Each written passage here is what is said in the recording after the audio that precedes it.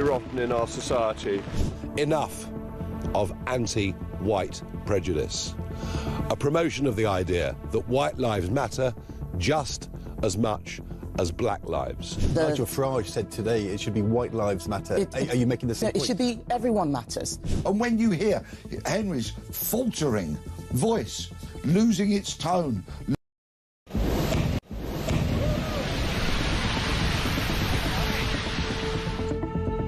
At 11:16 this morning, two men, aged 76 and 34, were attacked on Highfield Avenue in Barnet. They suffered stab wounds in the attack and are now being looked after in hospital. We need to make sure that when people carry out these activities, they feel the full force of the law. People think they can get away with this. The person who firebombed a few weeks ago is out on bail. That's not full force of the law. This crisis, it's a crisis for all of us. It's not enough to simply say we stand with Jewish communities. Of course we do, but we must show it and act it. And the responsibility lies with each and every one of us, because it is our fight too. Let's stop importing people from countries where anti-Semitism is the norm. And if our London Mayor, Sadiq Khan, in his infinite wisdom and belief in diversity, thinks that's the sort of diverse view that it's OK to have on the streets of London and the police don't get involved, don't be shocked, and don't you bloody dare claim to be shocked or upset or care about Jewish people being stabbed on the streets of our capital city in broad daylight. This is on you. You keep getting proven right every single time. Jews are not safe in this country. Well, absolutely. No one can be surprised or feeling shocked that this happened. No Jew certainly is. I mean, we had Zach Belansky last week saying this was just a perceived threat. Well, we can see this isn't any perception. This is real. This is happening on the streets. This isn't just an anti-Semitic terror attack. This is an attack on Britain, on the Western liberal democracy and values. The first politician that uses the word shocking, I might just go and throttle him, because this is anything but shocking. It's the most expected thing is almost overdue, if you ask me. Because, I mean, I just left Israel last week. I thought it would be the last time we were woken up by explosions, but clearly not. The Jewish community... Across the UK, on DAB+, on your smart speaker, on your smart TV, and on your side. This is Talk.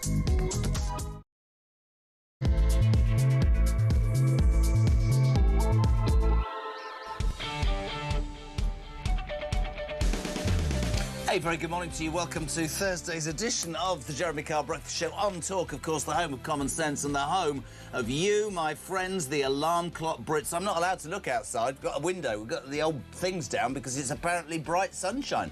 Don't know where you are, what you're up to, just finishing the night shift, just heading out, trying to get the kids organised. You are welcome. Your views on the day's news are what this show is all about, and thank you so much to everybody who seems to be switching on. Everywhere I go, people are saying, you tell it like it is, Jez. I was on the beach the other day, I'm not telling you where, and I was buying a coffee, and this bloke said, Jeremy Kyle? And I went, yeah. He went, yeah, Talk Breakfast? He went, yeah. He said, I don't listen unless Poppy's on. I said, Poppy, who? Poppy's back, ladies and gentlemen. Where have you been? I've been in China. How was it, mate? It was fantastic. It was really, really interesting. I spent 3 weeks there, but I never, ever want to look at a plate of noodles again. Oh, really? I'm full. Done. I've had enough for a lifetime. Did you miss me?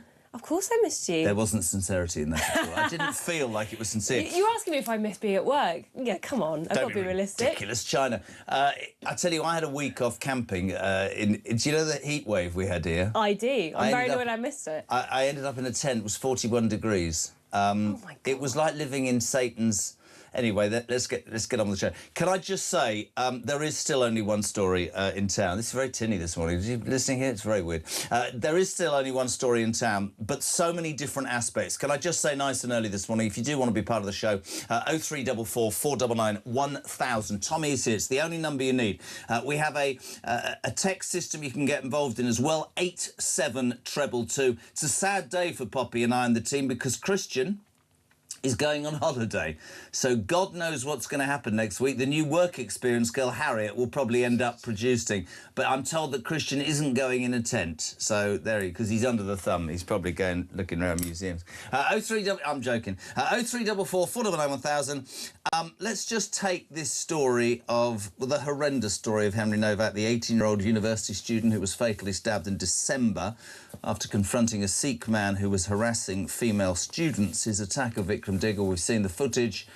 Jailed on Monday for, I think, a measly 21 years, having lied to the police about being racially abused, and the Hampshire police force, quite rightly, under huge pressure because the footage showing their officers going, Henry's going, I can't breathe, and they're going, mate, you're not stabbed, just get on with it. And the last thing this poor kid saw in his life was being handcuffed and not his last rights being administered, but his rights. Well, this scumbag stood there. He has eventually been arrested. Now, politically, what's happened is that everybody has had their say. And one of the most vocal was Nigel Farage, who on, I think, even Tuesday morning, addressed the nation from where he was in the United Kingdom and was very forcibly saying we have two-tier policing. Proof of it, it's not acceptable. He was, let's say, roundly slaughtered yesterday in the House of Commons. He warned that rioting after the murder of Henry Novak risks the beginning of wider unrest. The Reform leader said the division will get worse if young white men feel that police are prejudiced against him. In a heated exchange with Starmer, Nigel said the British people were living under two-tier policing, to which Starmer responded by saying, no, they're not, and that you are exploiting this tragedy to create grievance and division. In fact, almost every politician in the House of Commons seemed to agree with Starmer. I want to know what you think. Was Farage speaking the truth or creating division? Is not the job of our politicians to not always listen to focus groups, but say what they feel? That's just my opinion. I'm sure Farage says things that are wrong. Do we have two-tier policing? And do you think that Farage was being divisive, or was he actually speaking about the reality of what's going on? Pops, what's your thoughts? Well, I mean, I think it's pretty self-evident what's happened in the Henry Novak case. If the examples were reversed, if it was another man who was saying, I can't breathe, as we can remember from a couple of years ago, the entire world would have to change. You know, you would see politicians taking the knee. Yep. You would see the police promising that they're going to change. They'd put out new training guidance. You'd see companies putting out statements. And none of that has happened. No. Instead, what you've seen is the Prime Minister try and hide behind Henry Novak's family. That's what I said yesterday, mate. That's what I said. Absolutely disgusting. He wouldn't... this went viral yesterday. This isn't... By the way, I'm not a voice piece for Nigel Farage, but as a voter, I thought, do you know what, Farage? You put your finger on the pulse there. And I watched him yesterday, and he was being berated by those people that are going to lose their seats, and he knew what was coming, but he was brave enough to say it. There is two-tier policing, and I said yesterday just what you said, which is... Starmer just said, let's talk about the family. Yeah, absolutely. But the family... You quoted me just now. Yeah, well, the family had said, they never said, let's never talk about this case again, let's all move on. The family said the disparity in treatment between the killer and their son was disgusting. Yeah. OK? They pointed out how horrible that is. Now, that is what the family had said. Regardless of what families do say in the aftermath of effect, this does have consequences for everyone because it's a question of policing, which is inherently political. So, of course, you're going to have political opinions on it. So I find it absolutely disgusting that the same people who 5 years ago could not wait to tell you what they thought about George Floyd, could not wait to tell you what they thought about racial justice and equality, suddenly now want us all to shut up because the races have been reversed. So we had a text yesterday morning at 6:20, and I asked every politician on the show, and to be fair to them, they all said yes, and I'm going to continue doing it. 6 years ago in the House of Commons and the House of Lords, there was a minute's silence for George Floyd. I don't condone what happened to George Floyd. He was callously beaten by cops who went to prison, right? Why is there no minute's silence? I'll tell you exactly why they won't want to do it, because that would either put an even bigger spotlight on the police or would highlight the fact there is two-tier policing. Let's just take a little moment to watch the exchange yesterday. This was Prime Minister's Question Time. This was Farage and Starmer going at it. If the public lose trust in being treated fairly by the police, can he take some action, end this divisive practice of two-tier policing and make sure that all British citizens are treated the same? Mr. Speaker, I don't believe there's two-tier policing in this country. I'm really shocked that he pretends to have respect for Henry's family and then acts in this way. Grieving family have asked us not to respond in the way that the Leader of Reform has responded. They've asked us not to. My response, and the response of others, to be fair, has been focused on the lessons to be learned so we can deliver justice.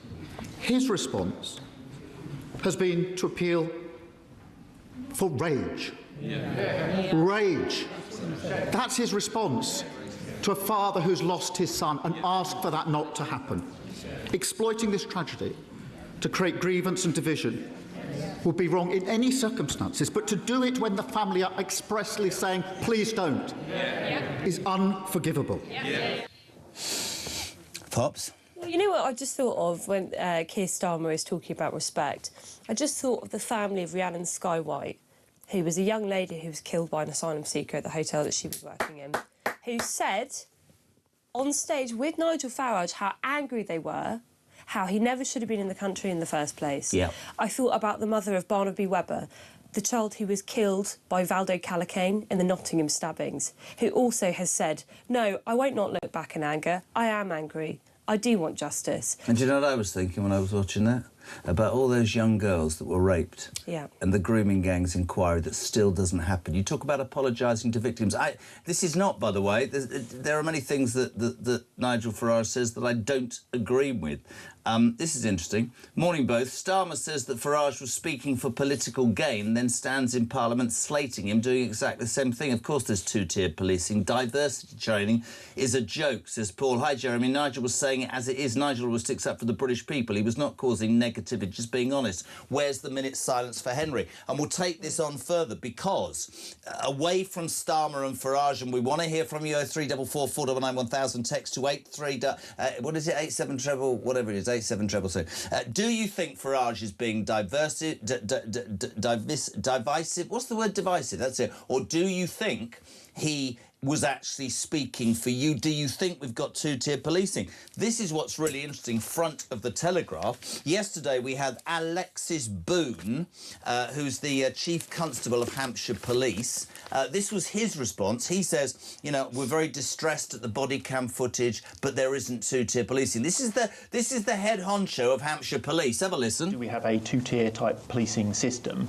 I would refute that. I would say absolutely not. I see officers day in, day out on the grounds serving without fear or favour all our communities, and I think that's the case nationally. I appreciate other people have a different view, but that's my view. But interestingly, on the front page of the Telegraph today, Pops, officers pressurised by diversity course. It's emerged that police officers in Hampshire, in the force, that failed poor Henry Novak, felt, and I quote, controlled and pressured to feel certain ways during diversity training. A day-long course titled Inclusion Matters taught officers about racism, unconscious bias, privilege, and the importance of being an ally, which I'm really sorry smacks of the fact, unless these were the foremost incompetent police officers in effect, because I can't get away from the fact that that kid, as his life ebbed away, was told, "Hey, you haven't been stabbed, mate." Yeah. So it's beyond me. Well, I'm sorry, we were in a situation where a fake accusation of racial hatred was treated more seriously than stab wounds. Completely right. Why are we surprised by this? Let's actually look into what the materials these police officers are being trained by. They don't have racial equality courses in a lot of cases. They have a new thing, racial equity. Racial equity literally means, and this is taken from a police website, that you do not treat different races the same. I know. It's I mean, not colourblind. So it's racist. It is. So the National Police Chiefs Council, we did this yesterday on the show, and this story ain't going away. Our commitment to racial equity means producing equality of policing outcomes for people from different ethnic groups. Good. By responding to individuals and communities to their specific needs, understanding these will be racialised, and this is the bit, it does not mean treating everyone the same. Well, How the hell does that work? Here's the other thing: equality of outcomes. So that means if there's an even slight racial disparity in like crime statistics, what is an officer on the ground supposed to have a live updated spreadsheet of how many people we've arrested of each race today, and go, oh well, I know that you're carrying around a massive knife, but we've already arrested enough people of your race today, so we're just going to have to let you go. But I've just seen a white guy walk past, so I guess I'll just nick him instead. I mean, it's insane. What do you say to the people who would listen to you and me and they'd say, you're just stirring this up. There isn't two-tier policing. That is fundamentally wrong. What the division in this country is being caused by media outlets like this and newspapers who dare, I mean, I've got an answer, but I can let you do it. Dare to speak about these things. But I say get your head checked, because I'm just going off of stuff that these police officers have posted on their websites. Yeah. I'm just going off legislation that the government has pushed through. This is the reality of policing in this country. If it's divisive to tell the truth, then I'm sorry, you're not going to be very happy living in a democracy. Maybe you should move. Former Home Secretary thought this was really interesting. Well, Jack Straw, I mean, a proper old-school level. Last night warned that police anti-racism guidelines have gone too far since he first oversaw the inquiry into Stephen Lawrence's murder more than 25 years ago. He says there's been an overcorrection by police, and I think that, if you look at, in my mind, if you look at the whole of society with DEI and this inclusivity and all that, yes, there was racism by the police against ethnic groups years and years ago, and that was fundamentally wrong. But it's a bit like you can't get a job anymore if you come, you know, if you happen to be... You know what I'm trying to say? They've ticked so many boxes, it's flipped completely the other way. Jay, good morning. How you doing? Morning, Jezza. Good to have you on. Just want to point out, I totally agree with Nigel Farage. It's all right saying, you know, Henry's family and their wishes, and I respect that. But also, as a father of 5, I'm sitting here thinking I don't want my kid to be the next Henry Novak. OK? Ever since this government have got in, there's more division and more tension than I've ever seen. And all Nigel's done is tried to point out facts. And I totally back the man for it. Farage for PM for me, please. Interestingly, let me read you something. There's a few really interesting texts this morning. 87222. Let us know what you think of this. Hi, Joe's totally ashamed of all of those who shouted down Farage yesterday at Question Time. Valerie says, I'm not his biggest fan, but I was proud of him and Reform yesterday for daring to speak up for those of us who feel it's unfair and unwarranted. I know Farage, he did that quite deliberately, but that would beat inside him, right? Morning, Poppy and the old geezer. Here we go, it started, doesn't it? Paul Wilson, you've only just got back and I'm being ostracised. If I hear that term, lessons will be learned again from my useless so-called PM, I will go mad. I'm not Farage's biggest fan, but he hit the nail on the head yesterday. It is obvious to anyone that the government's nudge unit has swung into action with poor Henry's family. Mark says there is more than two-tier policing in this country. Remember the proposals to give those from ethnic backgrounds lesser sentences. 2 people commit the same crime, but skin colour gets you 5 years less. As a straight white man who votes Reform and supports the mighty Arsenal, I don't stand a chance with the frigging police, do I, says Mark in Croydon. This is really interesting. Here's a challenge for the team. Adrian in Buckhurst Hill. Jez, it is worth your team getting out Sadiq Khan's comments in the aftermath of George Floyd's riot 6 years ago when he says the fury of the rioters was both understandable and justifiable. As Poppy has said, there is an air thick with double standards around this government. Well, remember that comment that Nigel Farage made that everyone leapt on? Cold fury. Cold fury. What does that mean? It means that you're angry at something that's happened. No, they said that he meant take to the streets. Yeah, exactly. Cold fury is quite different, OK? It means that you are furious at injustice that you've just seen on video versus all these politicians, including Sadiq Khan, apparently using these words willy-nilly 6 years ago, and it's fine when they do it. Of course. But when Nigel Farage does it, he's creating division. It's interesting. The BBC has last night apologised to Nigel Farage after one of its presenters, Matt Chorley, misquoted his comments about the killing of Henry Novak. During Tuesday night's Newsnight programme, Chorley said that the Reform UK leader had told the public to respond to the murder with white cold rage, when he actually said, I feel pure cold rage. Yeah. Not having a go at Chorley, I'm having a go at the BBC. That was repeated 3 times. It wasn't a mistake. The truth of the matter is, whether people like this or not, and again, I try and keep all sides. Today I've got Reform people on, I've got Labour politicians on, I've got Conservative politicians on, right? But here's the truth, right? The establishment, whether it's those nodding donkey MPs or the BBC, are terrified of a politician like Farage because he stands up and he's not scared of the flack by saying what he thinks. And I think it's incredibly important. Anna, good morning. Good morning, Jez. Anna, sorry. I do think the country is traumatised over what they witnessed. I had grown men yesterday sitting with me in absolute tears. I'd also, another quick point, I don't know if anyone's noticed, but that thing that's in number 10, I don't want to say his name anymore, hasn't come out with two words, far right. Haven't heard him say it yet. Does he recognise the trouble the country's in? No. Let's just hope this ends quickly, Jez. Cheers, bye-bye. The reason you won't hear anything from Keir Starmer, apart from towing that party line, is because he's terrified of alienating a voter base. I don't care what anybody says, I'm going to keep saying it. Well, speaking of terrified of alienating a voter base, look, he said nothing at all. Andy Burnham hasn't bothered to comment. Running in Makerfield hasn't bothered to comment on Andrew Novak. Wonder why that is. I'm sure he said plenty of things about George Floyd.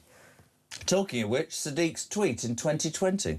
The death of George Floyd has rightly ignited fury and anguish. Rightly ignited fury and anguish, not just in the United States, but around the world. No country, city, police force or institution can be complacent about racism and the impact that it has. Rightly ignited fury and anguish. And Nigel Farage is getting from everybody because he said, all I felt is pure cold rage. And by the way, this happened, these George Floyd comments happened before the trial had taken place. This was when the video of it happened had leaked around the world, before a trial had taken place. Farage is commenting after criminal proceedings, when we know the outcome of criminal proceedings, when we know exactly what's happened to the family and the killer. So it is totally legitimate for him to make these comments. It's not like he's jumping on a scandal without having all the facts. The facts are on the table. If you're not furious looking at the facts, then there's something wrong with you. I mean, that footage, I mean, everybody's sort of explained their bit, I think, over the last couple of days. I mean, I heard that last voice note guy saying, you know, all I could think about. I've got a nearly 18-year-old boy called Henry. To me, I mean, I was speaking to Zia Yusuf yesterday, quite how people are allowed to carry those knives ceremoniously. I'll be ending that, genuinely. But the mother took the knife back to the house. Somebody said to me yesterday, well, I heard somebody say they should be deported. That's a bit harsh. Is it? Is it really? I find it astonishing. But listen, people will say, talks, you know, to the right a bit and you're sticking up for Farage. No, I'm not actually sticking up for Farage. I'm sticking up for a politician who had the balls to stand up and say, here's the reality. Because here's the truth. If, as you said at the beginning of the show, if, what was he called? I hate him. What was his name? Digwa had been stabbed by Henry Novak, as you said. Cue bloody pandemonium, right? Completely. Right, Boz, good morning. Morning, JK and the breakfast team. Travelling Boz here. I knew this was coming. As soon as Nigel Farage said anything, he'd be rounded on. And that's why Starmerchoff turned up for once at PMQ time, because he had a target to hit. He brought out the same old thing. Oh, he's stirring up trouble. Yes, it's a time of peace for the family. Because he had an audience with him. He knew the Labour people and a lot of the others as well. The difference was that when you heard Nigel Farage the other day, when he made that address to everyone, it was heartfelt. It was what a lot of people were thinking.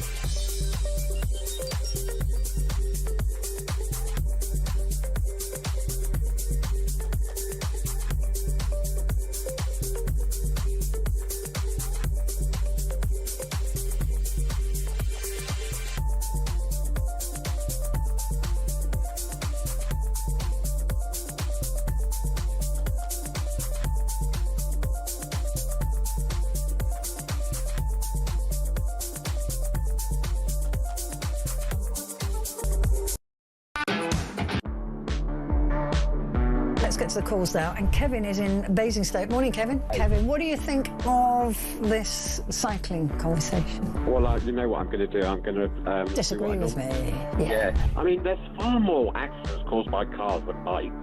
Yeah, we're not talking about cars, Kevin. We're talking about bikes. I know we're talking about bikes, but if we encourage more bikes, then there'll be less accidents. More people... yeah, more people on bikes who are not being controlled by anything.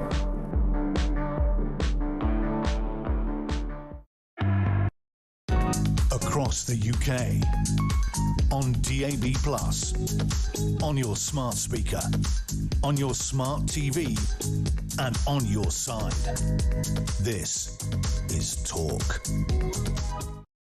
Welcome back, 6:25. It is Thursday on the home of common sense and the home of free speech. This is Talk if you want to be part of the debate. Jeremy Kyle and Poppy Coburn, she's back from China. We're here until 7 o'clock. I'm then here till 10 on my own. 0344 499 1000, text to 87222. So much to talk about. Let's go to the front page of the Mail. The Tories this morning calling for Henry police to be investigated. Now, we know that the IOPC, the Complaints Commission, are looking into this whole thing. If you go back to what happened with George Floyd, those officers were locked up. I found out yesterday that 3 are still working and one's already retired with a full pension. I think public pressure, and I've been a great supporter of the police, but the incompetence in that instance, is it down to the training or just incompetence? I suspect 90% the training and 10% incompetence.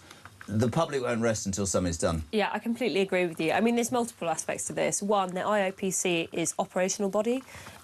They are not going to do a proper, full-swinging It's like marking your own homework, isn't it? Exactly. We need a proper inquiry because it's not just about how the officers acted on the night, it's the training manuals, it's what was the ideology that was coming down from officers on high, what was the ideology that was being pushed on them from politicians. We need answers to that as well, so we need a public inquiry.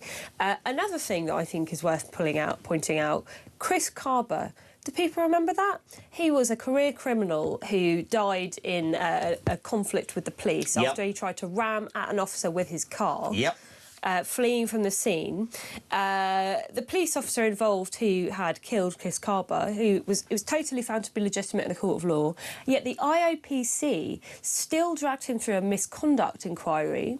He was abandoned by his police force, abandoned by his union, completely thrown to the wolves because these racial activists wanted to say, oh, it's police brutality, it's racism against black people, even though it wasn't. It was the officer acting completely correctly in that situation. He went into hiding and different identities and everything. Into hiding. It went on for years. It probably ruined this man's life and it certainly ruined his career. But they've closed ranks on this. But they've closed ranks over this. Why? What's different in this case? Henry Novak, an innocent 18-year-old who's done absolutely nothing wrong, falsely accused of racism, stabbed to death, handcuffed by police officers. Chris Carber, career criminal, tries to ram his car at a police officer. Suddenly, he gets everything. We get all the inquiries. We get all the investigations. That's two-tier. That's two-tier right there. That's just one example of two-tier justice. It's a perfect example. Jane, good morning. Morning, JK. Yes, there is two-tier policing, and Nigel Farage is speaking up for millions of people who Keir Starmer seems to have forgotten we hold a vote too. He's so in his little bubble. I've expressed it before about his bubble. The two-tier policing, the rape gangs, the Manchester bomber. Do I need to go on? It's so obvious. And these Labour MPs, they've all come out with the same line. Don't make it racist, but it is. Really interesting point. Listen to that. Completely agree. You have to agree with Jane and Poppy. This is Dave in Cheltenham. No two-tier policing. Leeds riots. Police stayed away. Manchester Airport police station protests by Muslims. Police stayed away. London protests for United Kingdom. Riot gear, but not for Let's Protect Palestine. Sorry, and you know, there will be critics of the fact that we're even daring to say it, but it's true. I don't care. I said it yesterday and I'll say it again. I don't care the colour of your skin, your ethnicity, your religiousness, your creed or anything, right? If you abuse an 8-year-old in up north, right, you should be in jail. Don't give me it's going to take 8 years to investigate it because we might upset certain groups. And if you cannot accept that that poor boy died, I'm going to be sorry, warning, choking on his own blood as his lungs fill because he'd been stabbed by some scumbag, and the police were so terrified of how they behaved because they'd been told, we don't want to upset anybody. I reckon if they'd actually dealt with that kid, right, and called it out, I'm not saying they would have saved his life, but it's just wrong. And for politicians to just try and gaslight us and go, there isn't two-tier policing. There is. And the only reason politicians won't say it, I am convinced, is because they think, well, that's gonna alienate me. That is no way to lead. That is not conviction politicians. That is people who are not able to have the balls to tell the truth because they're frightened. That's what this country needs. And this is not a rant about Nigel Farage, but I watched his face yesterday and I watched all those people around him screaming at him, and he had the balls to say it and he knew that was coming. I don't see that in politics, Pops. I don't see it anymore. Well, when I was watching that clip of Nigel Farage in the chamber and listening to the jeers, the sneers on these people's faces when he is just asking the question that millions of people around the country will be wondering, does my life count? If I die in police custody, will anyone take the knee for me? If I die in police custody, if I'm killed on the basis of a fake racism accusation, is anyone going to speak to one of my community leaders, as the police do whenever there's a different altercation? No. They won't, because there is two-tier justice. There are so many examples of this, but there is no point arguing with these people. They are totally blinkered. There's nothing you can do to change their minds. But how do you change that? Because I'm old and angry. You need to get them out of power. You need to get them out of power. You look at them and I'm screaming at the television going, listen, you... like you, but yes, I presume the only way is to... I mean, I had a Labour politician on yesterday, and I'm not... Noah, I can't remember his second name, Noah Law, I think, the MP for St Austell and Newquay. And fair play, a Labour politician came on this show. We got another one this morning. And he looked at me and he went, there's no two-tier policing. No, but there is. No, there isn't. It's like a party line. So go and answer what that caller just said about Leeds and about Manchester and about the Unite March. Well, you know, another thing, the quote that Shabana Mahmood gave was policing without fear or favour. Even within the police force, it is a well-known fact, and we can back this up with multiple cases of discrimination within policing that have actually gone to court, that if you are a white male in the police, you are either not going to get hired in the first place or you're not going to get promoted. Even within their own service, there is racial discrimination. Oh, Shabana Mahmood, is that the same one who, by the way, 6 years ago, you could grab that tweet out from me. She tweeted, you know, how we should all take the knee and it was utterly disgusting and vile and awful, which it was, but it was 5,000 miles away. Not a word about Novak. Not a word at all. Loads of you responding. Good morning, Jez, and welcome back, Poppy. Starmer's response to Farage was, lessons will be learned. That's the problem. He never learns any bloody lessons. That's Jules. Good morning to Chris from Beverley. He says, welcome back, Pops. The parties, all of them running scared of reform. None of them are listening to the public other than for reform. Labour are absolutely done. They just don't get it. Starmer again, dodging questions, hiding behind the family and so scared of upsetting his voters. All people want in this country is fairness. Absolutely. And we are not getting it. Britain is broken, but I do believe it can be fixed if we have a change. Good morning to Maggie in London. Starmer's response to Nigel's questions yesterday was fake as they come. I'd call it faux sympathy. He needs to stop hiding behind the family, which is what I said yesterday, and see what we have been seeing for a few years now. No one since he's been in number 10. We are not blind. I can see it and the country can see it. As clear as day. And she's right. And I said it yesterday. When you accuse Nigel Farage of daring to talk about something that we should be talking about, and you use the family, right? That's because you're too scared to front it up, mate. Joanna Summerfield. Morning, Jeremy and team. Joanna in Shropshire here. Yesterday's PMQs look like woke pack mentality. Good on Nigel for facing it head on, speaking up for what millions of us think. Morning to Bill in Cheshire. BBC apology. Oops, yet another misquote. False edit by the BBC of the words of a right-wing politician. Can anyone remember the last time the BBC, this is great, this is Poppy, had to apologise to a senior left-wing figure for any sort of misquote? More than a coincidence. Lefty bias is rife at the BBC. It's true. It's true. Well, yeah, it's pretty clear what the framing is on that white line, isn't it? They're trying to paint Nigel Farage as a racist. But the opposite is true. He is literally the only one who is asking for equality. He is the only frontline politician who is actually just asking to be treated in the same way. So he's not divisive right-wing, then? he's not divisive right-wing or far-right. If he's divisive right-wing and far-right, then I'm afraid millions of other people in the country are divisive right-wing and far-right That's too. the problem, and that's why I asked it you, because when, after Southport, and I didn't like what I saw in Southport, I didn't like what I saw some of those mindless thugs doing in Southampton. But I also showed footage yesterday of thousands of people who turned up peacefully in Southampton. And took the knee. And I think it's really easy to go far right, divisive, far right, horrible, nasty. The politicians, whatever their party, in my humble opinion, need to understand that the British public, I mean, I said it about tax and I said it about immigration, the silent majority have woken up. And I have to say that he, for me, has the balls to say... I've got some breaking news, by the way. We've sorted this. Nobody else gets this. Nigel Farage will be on this programme at 8 o'clock this morning. Great work, gang. Nigel Farage, whatever anybody says, and I'll question him, right? They were howling at him yesterday. Howling.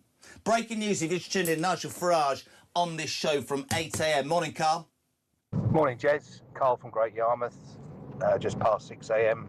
Driving to work as usual. Alarm clock Britain, like majority of your listeners.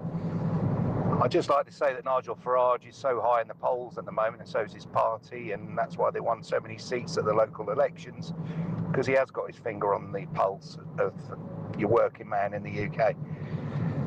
I wish that he would end his rift with Rupert Lowe, because between the two of them, there'd be a dream ticket. But the thing with Farage is he says it as it is, and Starmer, liberal lefty, North London elite, as you call them, and we all call him, he is just hiding behind Novak's family. And at the end of the day, the British public are sick to death of his government, him, his wishy-washy policies. And as they say on Facebook a lot, let's see Starmer go on one knee, like he did for George Floyd. It won't be happening, will it?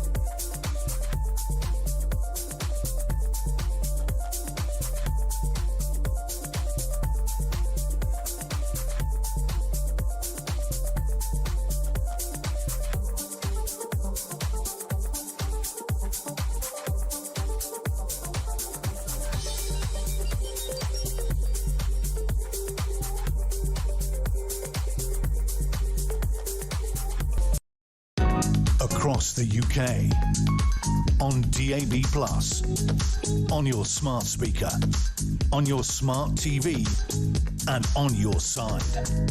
This is Talk.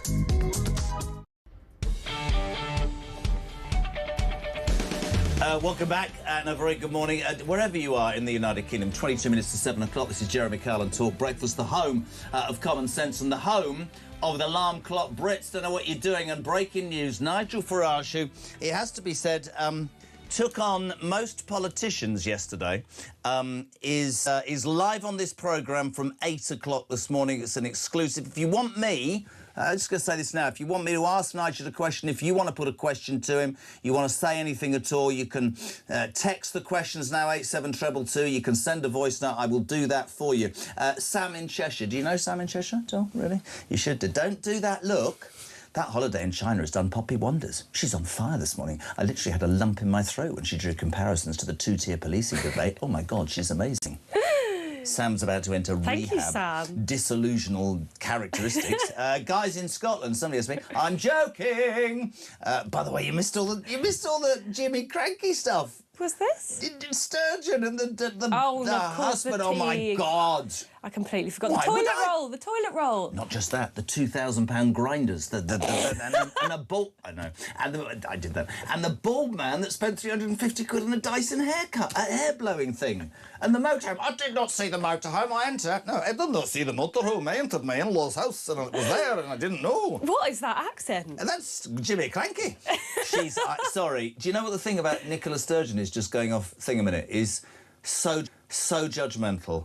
So utterly down her nose when Boris was doing his stuff and so judgmental and the best bit about Nicola Sturgeon, who apparently I shouldn't have to apologise for my ex-husband's claims. I knew nothing about it. A woman who spent I'm on one now. A woman who spent 25 years slagging off the United Kingdom and wanting independence. Do you know where she's moved to? London. She's moved to London to get away from the heat that she's feeling. She rented some flat somewhere. I wonder who's paying for that. Just saying. Well, at least she didn't have to go abroad. God alive. Morning, Jez. I watched Nigel yesterday and all I saw was a very brave man in a crowd of fools, says Stu in Halesay, and you were saying this as well. What message does it send when those people are... they're all for having the right to say something, but if they don't like what they're hearing, they all start barracking you, don't they? Oh, it's funny that. It's all about dignity and decency in public life, apart from when it's someone they don't like, and then it's just jeers, sneers and all the rest of it. Morning, both. Why didn't Farage mention that Starmer didn't even mention the murder of Henry on the weekend, but he did tweet about Arsenal? Absolutely spot-on comment. Totally correct. Well, all of Labour waited how many hours to say anything? And when they did say something, it was basically just to condemn Farage. You think Farage was the person who killed someone, the way he's being treated? Absolutely. Nigel Farage on this programme from 8 a.m. It's an exclusive 0344 499 1000. Morning to Guy in Scotland. Farage asked about correct policing and what needs to be done. Starmer used the family to avoid the truth. He's a coward. Couldn't agree more. Morning, Adam. Morning, Jezza. This is Adam from Bournemouth. Mate, doesn't it just go to show, right, that Nigel Farage is in control of literally, as soon as he talks, people listen. And yesterday he was spot on what he said. And everyone had to get on his back to say, oh no, he's done wrong, he's done this. And they're scared of him because he is controlling the agenda on anything. Whenever there's something to be said, people listen to Farage. Like him or not, he hit the nail on the head.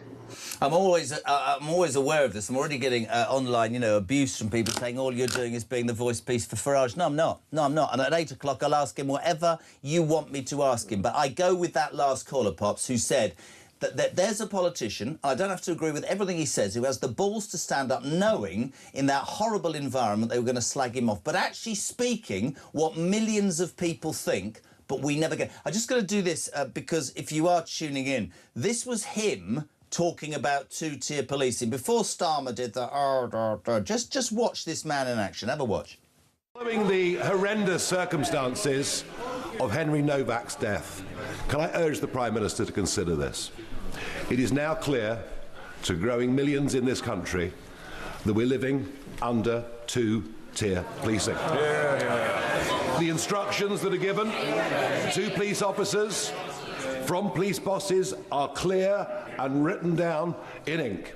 It says you must treat different ethnic groups in different ways. That, apart from the upset and the anger at the circumstances of his death, the anger that you saw spilling out in Southampton last night.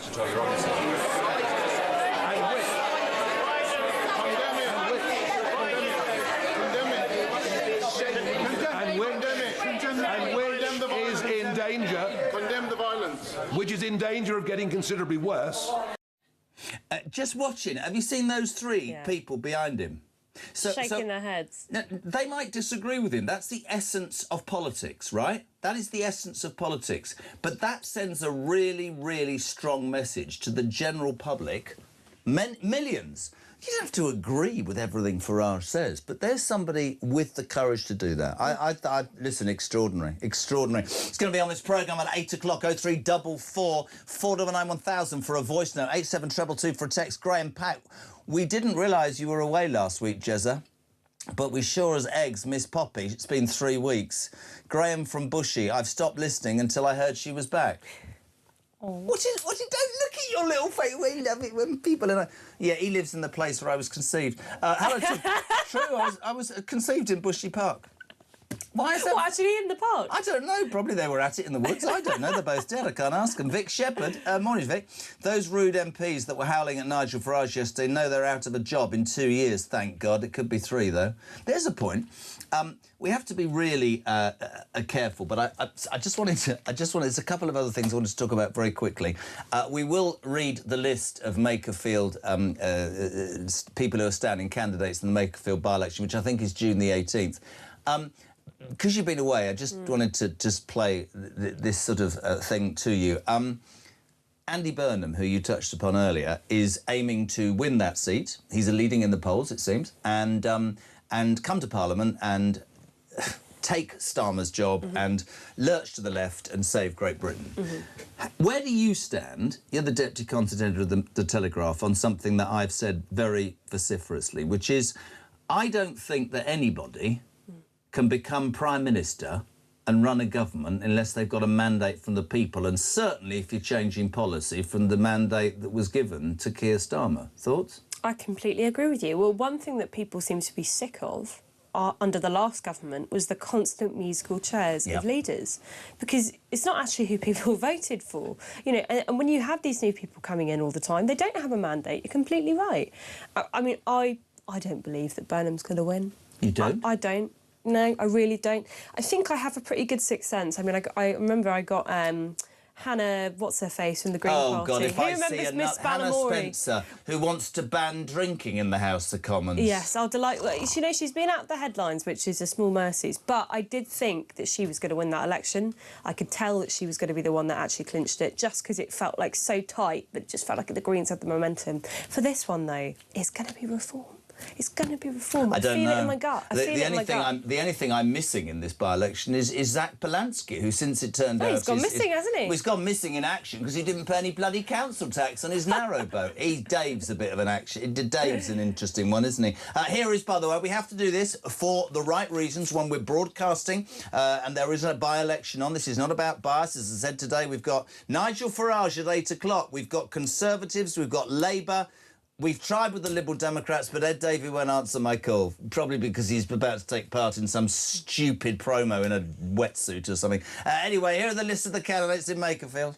Jake Austin stands for the Liberal Democrats, Count Binface for his own party, Count Binface Party, Andy Burnham, of course, the Labour Party, Dan Clark, the Libertarian Party, John Dyer for the Independents, Ed Gemmell, the Climate Party, Paul Gould, the Independent, Alan Howling, Lord Hope, the official monster raving loony party, Robert Kenyon, Reform UK, Robert Pownall, Protect the Wild, Rebecca Shepherd, Restore Britain, Sarah Wakefield, the Green Party, Peter Ward, Rejoin the EU, and Michael Stanley, the Conservative Party. That's your list of candidates. Makerfield, of course, June the 18th on a Friday, and we will do all of, as we always do, which is bringing everything to you. 6:40, about 30 minutes to 7 o'clock. Poppy's here. Can I just grab something else from the front? Oh, my God, of the times. Now... The other thing you missed was the Mandelson. Well, you were sort of back. Just the tail end of the Mandelson, yeah. Do you know who Darren Jones is? Unfortunately, I do. Darren Jones is I mean, I've never ever heard of this. The Secretary of State for the Prime Minister. I mean, that's an interesting role anyway. This man was the one... well, he's the one who said, about boats, so he said on Newsnight, 90% of the people in boats are women and children. It's obviously blind, right? This is brilliant. One of Keir Starmer's closest allies told Lord Mandelson he was so sorry on the day the peer was sacked as the ambassador to the US, according to messages released in WhatsApp chats. Darren Jones, Chief Secretary to the Prime Minister, complained to Mandelson about all of his cabinet colleagues and discussed advancing his career, and could Mandelson help him? They're all up to their bloody necks in it. Well, quite. I mean, every single person on that Labour front bench, I think barring a few notable exceptions, to give him credit, and I rarely do, Ed Miliband does seem to not have had a good relationship with Peter Mandelson, but they were so chummy, the rest of them. Yeah. Sending him little text messages, being like, thinking of you, which actually reminds me of Manderson's text messages to Jeffrey Epstein, where when he got arrested, it was and the none same of thing. them, no Darren Jones, none of them mention the victims at all. Oh, no, they don't care. And they stand there in Parliament and they go, no, you're bringing this up, you're being divisive, you don't care about victims. Well, you're doing exactly the bloody same, aren't you? It's really important that we remember who the Labour Party are, the people within the Labour Party, what they believe, what their moral compass is. Well, to be frank, they don't have one. No. So don't ever listen to them when they talk to you about decency in public life. These are the people who defended a man like Peter Mandelson. Couldn't agree more. Morning, Jess. Morning, Pops. Why didn't the Speaker call for order when Farage was speaking yesterday? I mean, this is not pro-Farage, but that's a really interesting point. Good question. It's well, a good question. Lindsay Hoyle was the MP for Chorley. Coming in your ears, Chorley FM. Do you remember that with Peter Kay?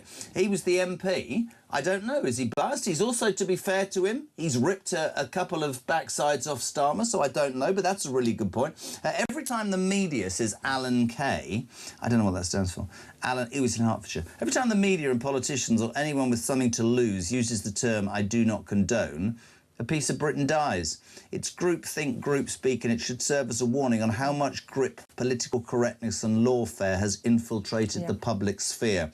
The British are simply not allowed to be angry for fear of prosecution. That's absolutely spot on, isn't it? Completely true, completely true. I mean, lawfare is the right way of putting it. We have a government that's quite happy to slap injunctions on the media when they try and report. But do you remember this story? When they secretly imported tens of thousands of Afghans into the country, slapped an injunction on the media for 5 years? That is the kind of country that we are living in. I have to be very careful, but you're not saying that people take out injunctions to stop stuff being said, are you? Wow. Wow, say that. Morning, Jez. Steve from Manchester. I love Christian. When stuff like that, his eyes come out on stalks and his hand hovers. His Jez... No, he's all right. Steve from Manchester, nice to see you're a guest on the Poppy Coburn show. Steve, obviously single in Manchester. I think it's really nice of Poppy to give an old fart like yourself a chance at stardom. Great show, mate, from one fart to another. That's fair enough, yeah. I'm an old fart, apparently, Pops. Morning, both. Karen from Newcastle. This government's a joke. Farage was 100% right. Starmer hides behind the family comment. Shame on Parliament, the way they treated Farage. You can change the ringmaster, but it's still the same circus in power. Time to get those idiots out. I watched that. I mean, I'm with her. I watched those idiots yesterday, and I thought to myself, you're not doing yourselves any favour. If you have just woken up or tuned in to the Home of Common Sense, Talk Breakfast is on. And Nigel Farage, big outpouring of criticism from many people when he had the balls to stand up in the House of Commons yesterday and tell the world there is two-tier policing. Everybody went, oh, my God, divisive. He is on this show at 8 a.m. It's an exclusive. Nigel Farage at 8 a.m. If you want to speak to him, 0344 499 1000, text to 87 222. Can we go back to the Hampshire Police and this story in your newspaper this morning? We perhaps just want to finish with this. Officers pressured by diversity course. Is this happening all over police forces, do you think? It's happening up and down across the country. We know that. It's not just speculation. And a lot of this wasn't just brought in after the Macpherson inquiry, but it was doubled down on after George Floyd. So almost every police force now has what they call a race equality action plan.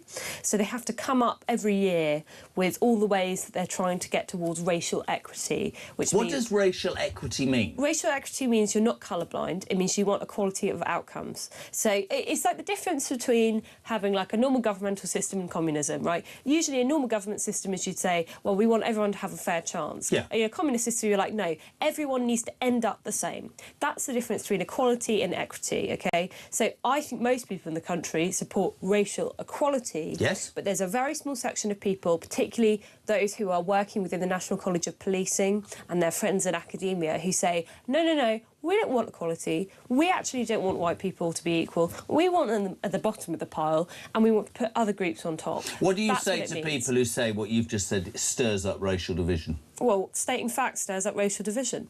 I love this woman. No, listen, I could listen to... You know, I've said it before. I think you are absolutely spot on. And I think the danger for so many people is that No, actually, I'm going to change that. I think the danger for many politicians who do not think that you can even listen to words like were given to them by Farage yesterday is they've no idea they're toast. Yeah. And they genuinely have no idea. They look at you, you said just now, they look at you like you've arrived from another planet. Yeah. And all you're doing is talking facts. Lash, good morning. Hello, Jez. Lash from Cambridge. In every community, there's wrong-uns. And this Henry Novak case has presented some surprising facts for me. It's a disgusting thing. You know, it's got me really angry, quite upset. But I've heard some things that you don't hear from other religious groups about the wrong-uns within their midst. So the Sikh community banned him from his religious place for being a wrong-un.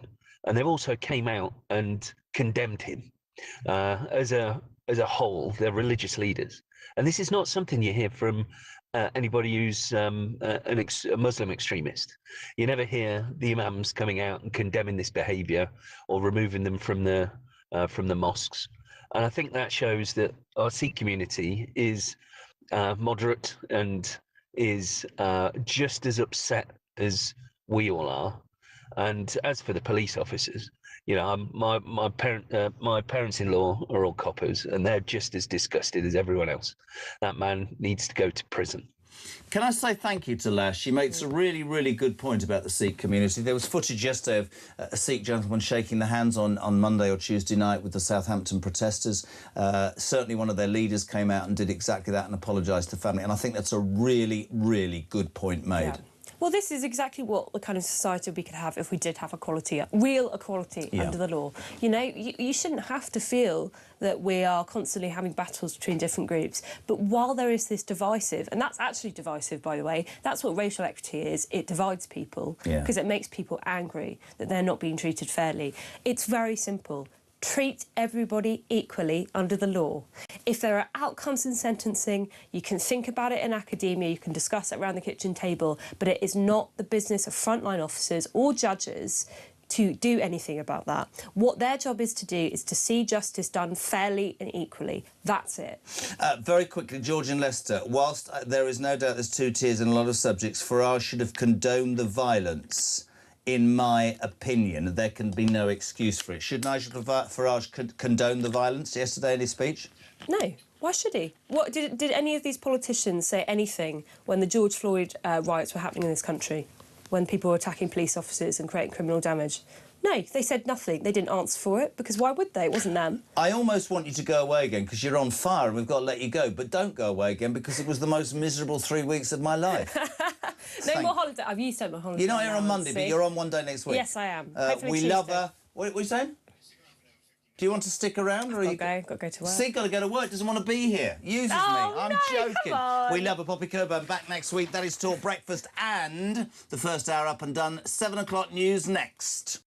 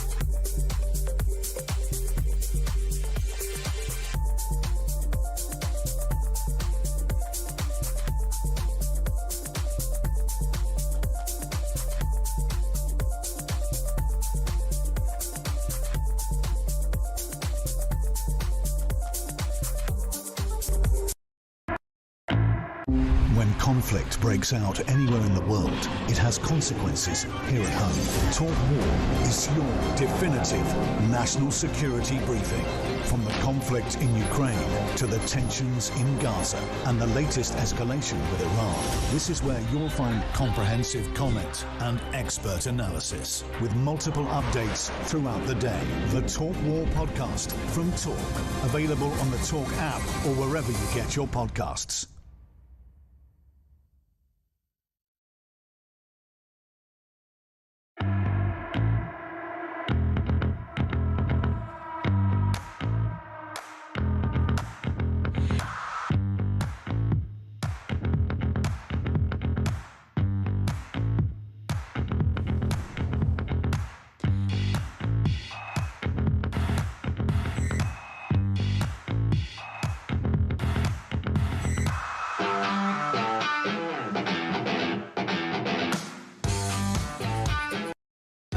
Across the UK, on DAB+, on your smart speaker, on your smart TV, and on your side.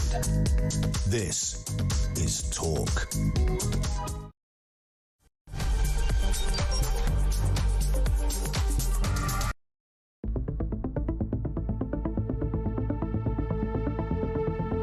The video footage was so deeply shocking, the behaviour of the police disgraceful and stupid, and it shows something deeply rotten in our society.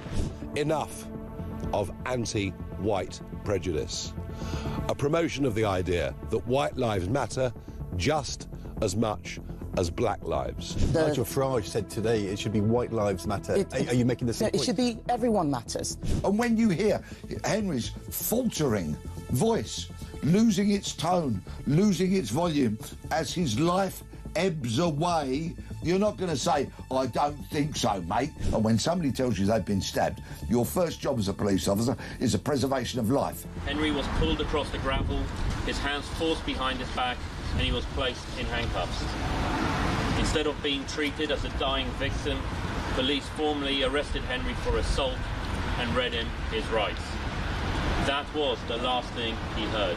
I do want to address the Henry Novak case and what has happened since I was on air yesterday. Because after his son's murderer was sentenced on Monday, Mark Novak said of his son, "We do not want his death to be used to create further division, hatred or tension. We want his story to help make our streets safer for everyone." Since then, Nigel Farage, the Tories and pretty much everyone else, people like me, we're all being accused of stoking that very division, hatred and tension that Mark Novak talked about. If the public lose trust in being treated fairly by the police, can he take some action, end this divisive practice of two-tier policing and make sure that all British citizens are treated the same? Mr. Speaker, I don't believe there's two-tier policing in this country. His response has been to appeal for rage. Rage. That's his response to a father who's lost his son and asked for that not to happen. Exploiting this tragedy to create grievance and division would be wrong in any circumstances, but to do it when the family are expressly saying, please don't, is unforgivable.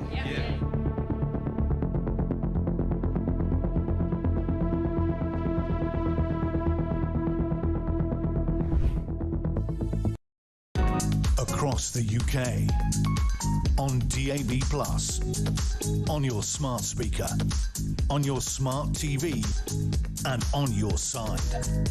This is Talk.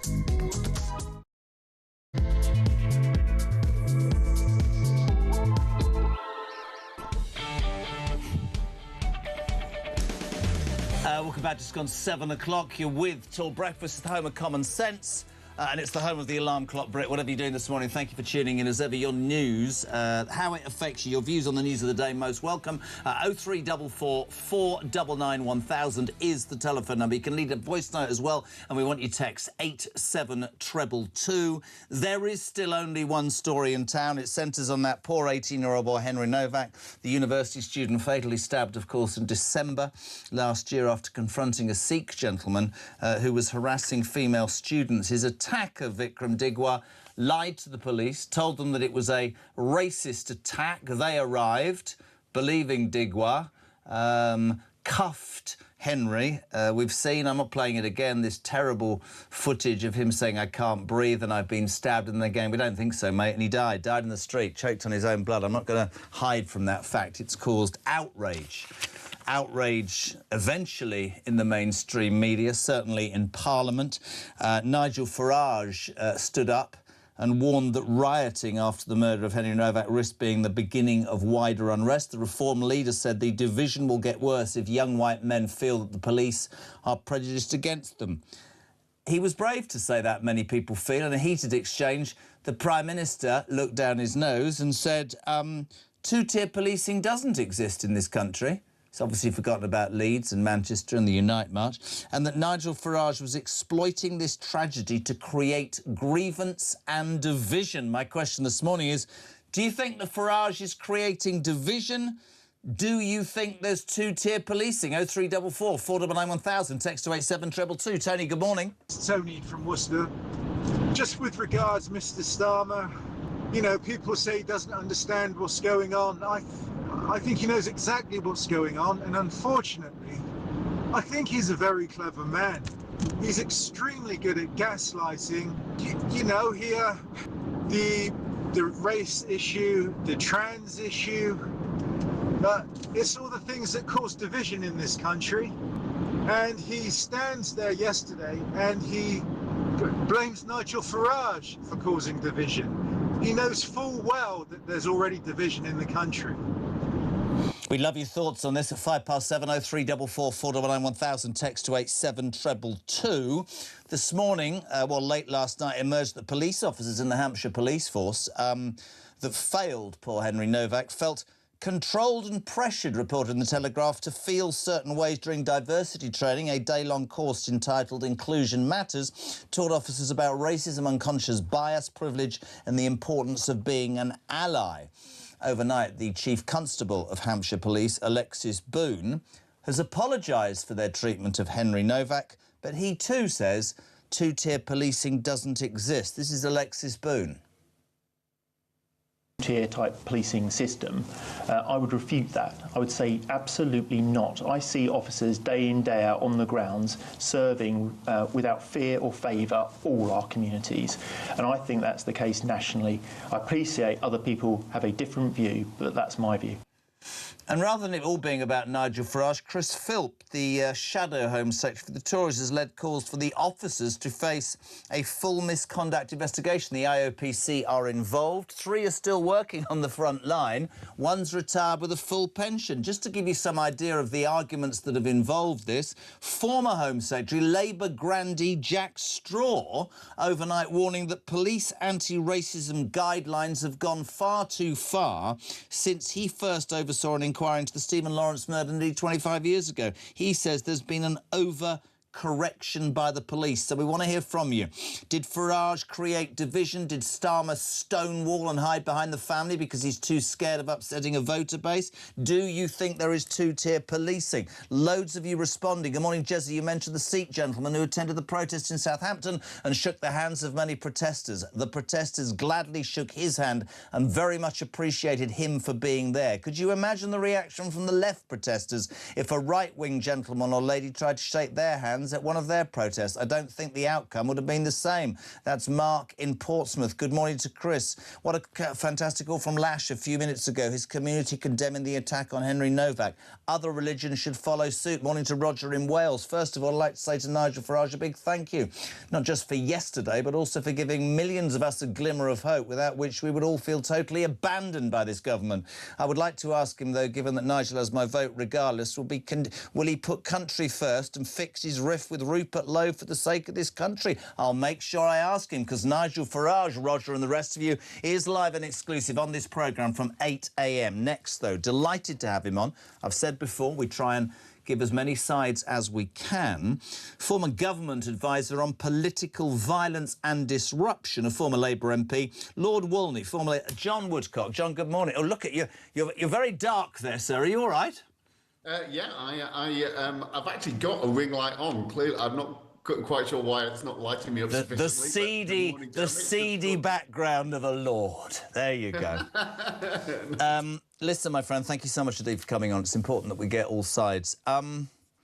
It struck me and many others who have been in contact with this show over the last 3 or 4 days that what happened to Henry Novak, yes, is an absolute tragedy, but it does lead to questions, and certainly this label two-tier policing, stonewalled somewhat by Starmer in Parliament yesterday. But you look at the Leeds riots, you look at Manchester, you look at the Unite March, and you wonder how it is that some politicians cannot accept what is pretty visible to millions of people across this country, John.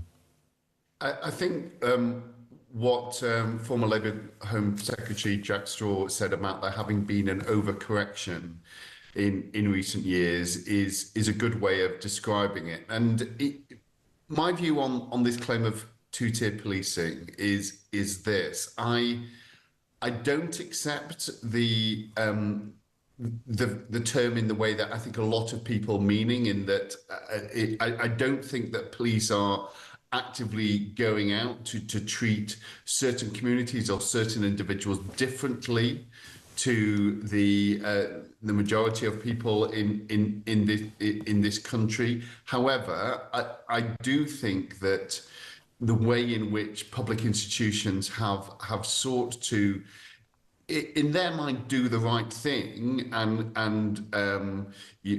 correct historic biases or prejudices that have probably existed through time, has made them make decisions which are just perverse and sometimes, well, I mean, I think you see the way that this played out in the Henry Novak murder, where it is almost certain, we've got the investigation coming up, but you're looking at this, it is almost certain that the charge of racism that was made by his vile killer completely threw those officers in a way which is completely unacceptable, and it's right that they face proceedings now. The ones who can still be accessed and haven't retired. But I think this is it. Overall, this is a product of a system which has been trying to do the right thing, but it's got itself in a pretty horrible and sometimes dangerous place. I'm with you, and I certainly thought it was interesting that Jack Straw's intervention overnight talked about overcorrection. Let's make a few points. I absolutely acknowledge, as you did, that in the past there has been racist attitudes in the police. That is a fact, and that has led to this change. And I hate the sort of general phrase, but for me, so much of what we see now is that overcorrection. And DEI, whatever people want to talk, we've gone the other way. We box tick so much as a society that we are missing out. And of course, sometimes people shout it out and people say, oh, you're being racist, you're being unfair. I mean, let me put this to you without wanting to upset anybody. I'm pretty sure, and I could be wrong, maybe you'll disagree, that if that vile man, as you described him, Digwa, had been lying on the ground stabbed, and a white boy, sadly, Henry Novak, had been stood there with a weapon, there would have been a massive public outcry. Rightly. But I keep going back in my head, John, to George Floyd. I don't condone what happened to George Floyd, and I'm glad those scumbags were jailed. But we had politicians and footballers and actors and activists all over this country taking the knee. I put to every politician yesterday on this show, and I'll continue to do it, where's the 1 minute silence for Henry Novak? Why are we... How can Sadiq Khan tweet that it's rightly ignited fury, but then turn on Farage for saying, yes, there was cold, hard rage. That's the way to respond to it. I think we have to have these conversations, and I fear we're getting to a point in our society where, and it's great to have you on, because these conversations need to be had. They need to be had in an intelligent, sensible, but honest way, don't they? There's an issue. It needs dealing with. Yeah, your final point is really important, we do need to talk about where we got to as a community, the level of discomfort or anger or contempt that much of the country has for some of the way that the centre has and what it's seen, what people think of as governing institutions have got in recent years, and the debate over immigration and the impact that it's had on the country, and that sense that people have been told they're not allowed to talk about that for decades. It has come to a point now where that is breaking out. And what I say to my colleagues broadly in the centre of politics, be that centre left or centre right, is that they have to acknowledge the strength of feeling in the country. They have to actually be clear-eyed and speak openly and honestly about some of the problems that this has created, because people are just absolutely fed up of their sense of being ignored. And that is the reason why you've got Nigel Farage and Reform having consistently led in the opinion polls, putting the Conservatives and Labour into historically low numbers.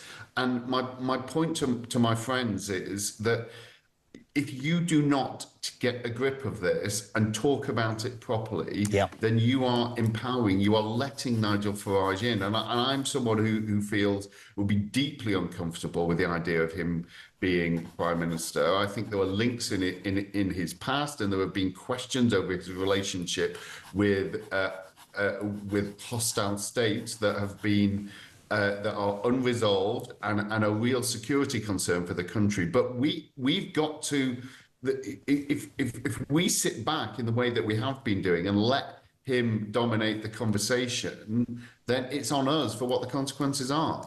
I mean, listen, I'm not a voice piece for Nigel Farage. Today I've got Labour, Tory, Reform, not Liberal Democrats on. I think it's a bit rich from Labour, somebody from Labour talking about security concerns when your Prime Minister employed Lord Mandelson. I'm just being totally straight. Oh, no, hang on. I mean, I think I've spoken about the threat from Russia over many years. Yeah. I'm saying what I love about your point, and the common ground, and it's exactly how we should have a conversation is, and I'd love your actual responses. I watched the House of Commons yesterday, whether you agree with Farage or not, the baying MPs shouting him down.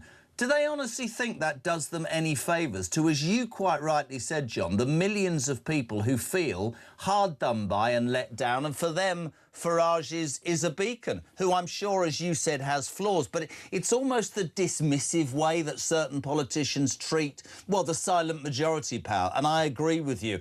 If all politicians from all sides don't wake up and understand that, they're all going to suffer. I genuinely believe that's the truest thing that can be said.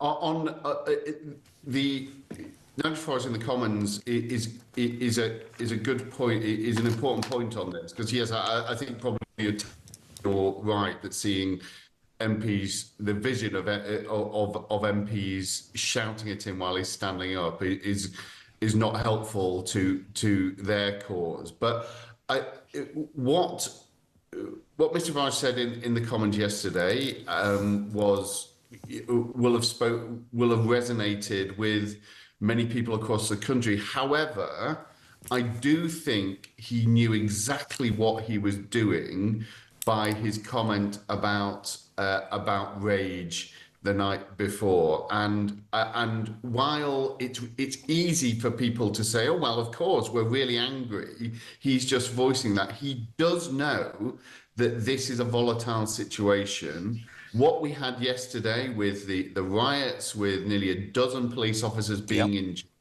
is serious. This could escalate, and talking about encouraging people to feel rage in that context, whether he puts in the word cold or not, the word that people heard was rage.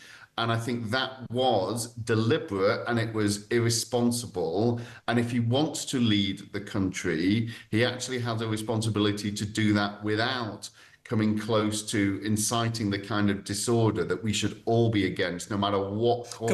Completely agree with that. Don't know whether it was inciting or from the heart. Being straight with you here, again, not a voice piece, but I'd like to talk about Starmer. The response from my lot to Starmer has been as follows, which I'll put to you.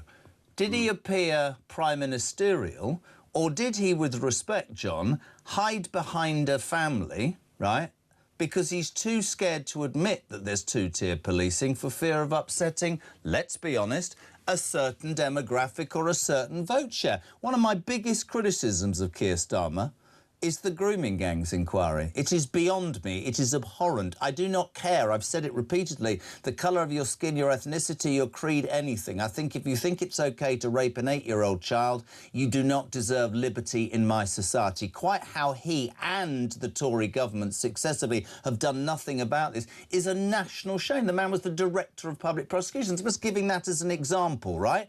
To not be able to front those things. Maybe Farage goes the other way, but I have been saying this for as long as I can remember. What I want as a voter is a politician from whatever side who stands in front of me and gives it to me straight, tells me the good and tells me the bad, doesn't pretend to be something they're not, doesn't ming-vase the policy because they don't actually know what they're talking about, does it, carries it through, and if it works, gets re-elected, and if it doesn't, they're toast. I do think the call for conviction politicians or somebody with something about them is going to get stronger and stronger in this country. Would you agree?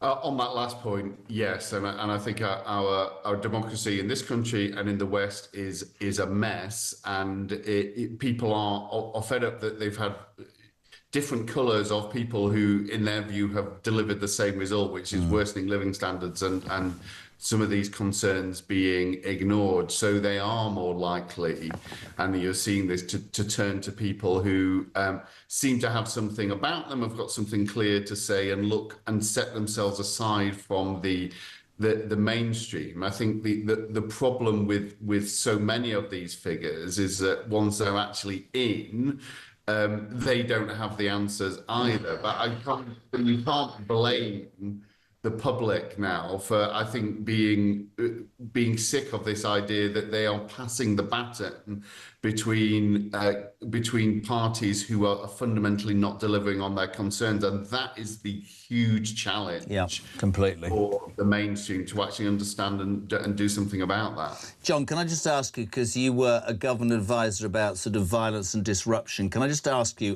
one of the main things that's come out of Henry Nevitt, one of the main stories overnight, is that Hampshire police officers, I mentioned this before, that failed Henry, felt controlled and pressured to feel certain ways during diversity training, a day-long course entitled Inclusion Matters, taught officers about racism, unconscious bias, privilege and the importance of being an ally. Do you feel that diversity schemes like the one at Hampshire Police need to be scrapped, my friend? I think they certainly need to be significantly changed. Now, you look at those figures, and it was 1 in 7 of the police officers who felt that. So it's not the majority, but it's still concerning. And I've had concerns with the way that these kind of schemes have been interpreted, and that particular piece of advice that was being that particular public policy document from the National Police Chiefs Council yesterday that was being highlighted, which suggested that people shouldn't be treated the same. It says it does not mean treating everyone the same or being colourblind completely. The NPCC, the National Police Chiefs Council, you're spot on.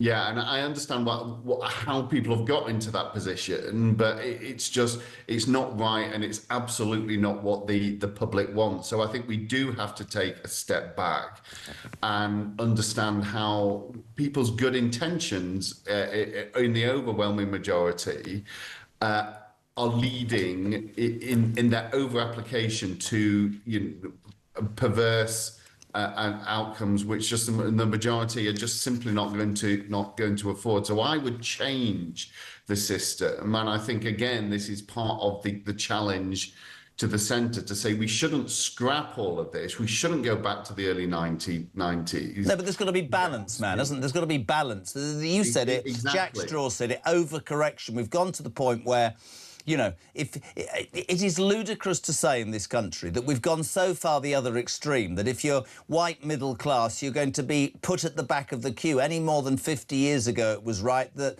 it was the other way around. There needs to be middle ground, for Christ's sake. That's why we're at where we're at, isn't it? Listen, it's so good to have you on, my friend, and I mean that. Thank you, and really appreciate your comments.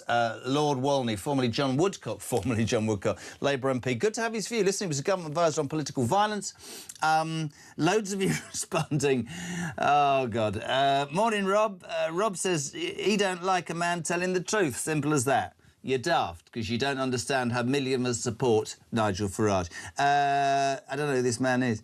There is two-tier justice, not just in the police. Farage is right to call this out, even if it might have made him unpopular. Starmer suddenly listens to the family because it gives him an excuse to hide behind. Hello to Phil in Coventry. Starmer and Labour know they're toast. They know there's two-tier policing and they know they're creating division. They don't care. What they don't know is that we, the British people, see them. We see you. We see you, Starmer. We know what you're doing.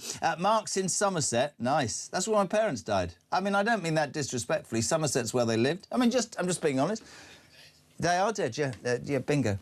Mark, I mean, I don't mean bingos. Let me just explain that, OK? When I was doing the Drive show years ago, right, on this station, I didn't realise that I came out with certain comments, like, oh, my dad's dead, my mum's dead, you know. I'm 60 going on whatever. And one day I'm in a break and the big boss here rings me and goes, Jez, I'm on a train station. I'm one dead dad short of a full house. And I went, what? What are you talking about? And he went, no, we've got Jez a bingo. And I went, you've got what? He said, Jez a bingo. And every time you come up with a catchphrase, we fill it out. And I might be the boss of News UK, but I'm one dead dad short, he said, of a full house. So I came out of the break and went, dead dad, and he won. Brilliant. So he owes me. Anyway, Mark in Somerset. I don't know. Don't start. Nigel's the only MP that is saying the quiet, awkward bit out loud. I've been a supporter of him for a long time, but my respect for him has gone up levels. Good morning to Mike. Two-tier policing has been going on for 40 years. If you're a footballer, pop star, MP or film star, you always get treated differently from a working-class white boy. Interestingly, morning, Jezza, says Joe. I'd like to ask Nigel, please, how does he cope and keep his cool when the majority in Parliament are jeering and heckling whenever he asks a fair and factual question? I'm in Thailand. Great. How far do I stretch? But if I was in the UK, I would find him and give him a big hug. And you'd probably have some sort of order put upon you because you're not allowed... I'm joking. Joe, I'll put that to him. I'm looking through the glass at the great team that put this mess together, and Harriet, the work experience girl, is just wide-eyed. I think she came here expecting it to be very different from the major disappointment that it is. Mick, good morning. Morning, Jezza. I'm ashamed, absolutely ashamed, that internationally people watch PMQs and see those utter, wet, out-of-touch woke clowns sat behind Nigel Farage. Those three are the very sort of the people that make my skin crawl. Exactly what is wrong with politics, exactly what we don't need in any position of public service, and exactly on par with the very worst of Labour and the cult that is the Greens. I would be so embarrassed to have any of those three as my brother, my father, or even a friend siding with that liar and traitor who gave that ironic rant to Farage. Well, nothing's changed. Starmer continues to do the polar opposite of what we need, and Reform continue to provide leadership. Well done, Nigel. He speaks for us.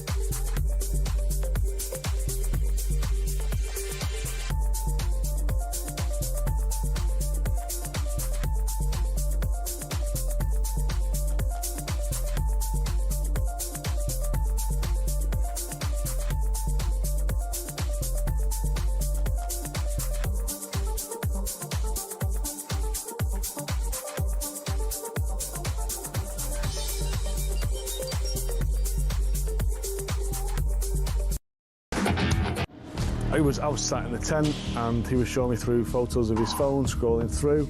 This was barbaric, horrific stuff. Blokes going through walls in vehicles and then jumping out and shooting everyone. His WhatsApp picture was him with a mask on, with a gun like that. You're in a tent with this guy? I'm in a tent with this guy, and actually he's just showing me this stuff. I'm just thinking, this is not the kind of bloke you want to be coming to the UK.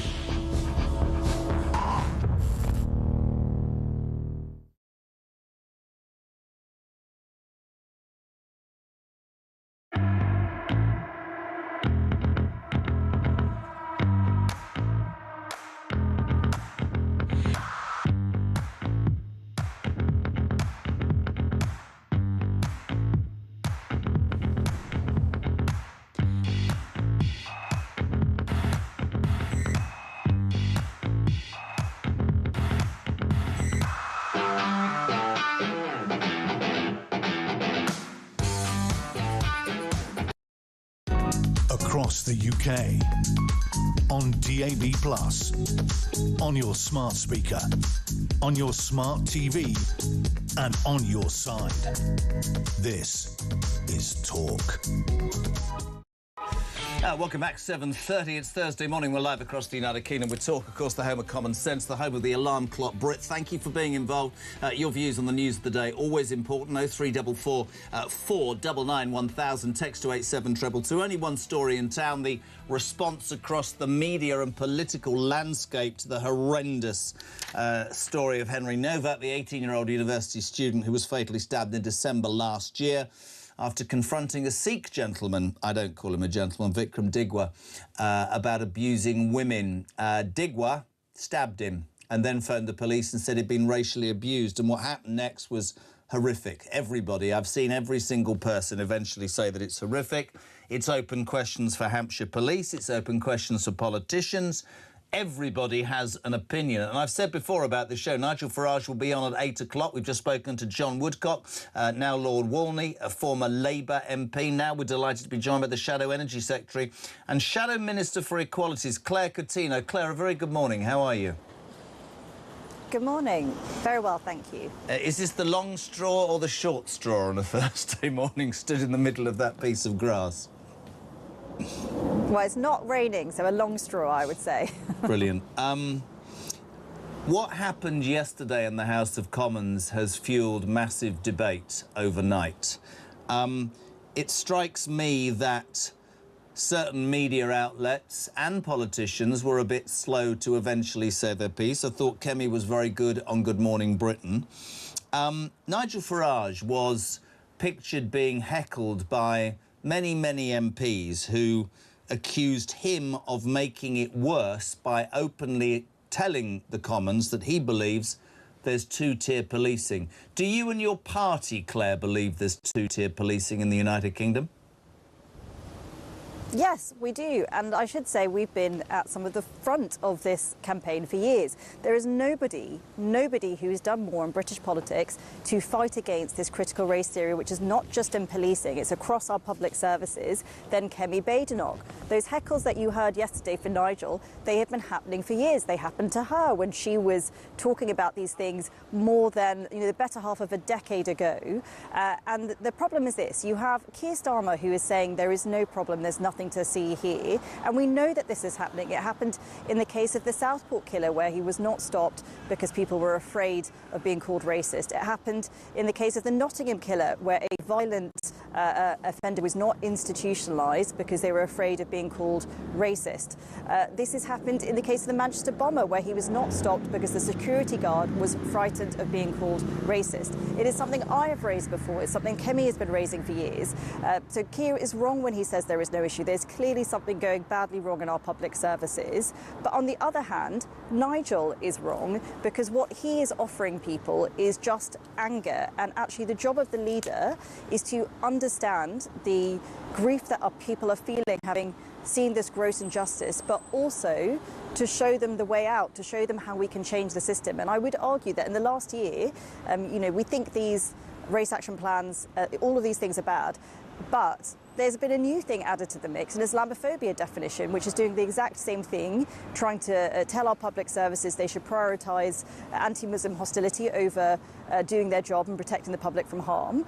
I've been at the forefront of that campaign. My party has. Where have reform been? There's been this opportunity to change things and they have been nowhere. So when that hard work to actually change the system has been taking place, they're nowhere, and yet they're now doing these sort of social media videos at this moment. So I agree with this premise that there is two-tier policing, but I also think it's the job of political leaders not just to feel the anger of the nation, but to show them the way out, to show them that change. And only Kemi is doing both of those things, is understanding why people are angry, but also fighting to change the system that got us here. I think we both agree that Starmer, to me yesterday, was guilty of hiding behind the family, because he will not and refuses to, because it will tear his party still further apart, dare to criticise or admit there is two-tier policing for fear of losing a certain part of his electoral base. But we know we're in this weird, Claire, political position where, you know, when those Mandelson files, the remainder of that was put out the other day, all it was about McFadden and which minister had been toadying up to Mandelson. There's a great story in the Times today that Darren bloody Jones, I mean, I never realised there was a Secretary of State to the Prime Minister. He apparently was toadying up to Mandelson saying, I'm so sorry that you got fired, and what do you think I should do to improve my career? They're all as bad as each other. It just strikes me that Starmer, yesterday, yet again, is so inconsequential now that the argument almost bypasses him. I mean, Kemi, and I've said it, makes toast of him at PNQs every single week. It's embarrassing. And I thought what he said was appalling, for the record, because what he said is that there's no problem in policing, but they have a race action plan which literally says we should treat ethnic minorities differently. And the reason that he can't admit that is because his party have pushed this agenda for years.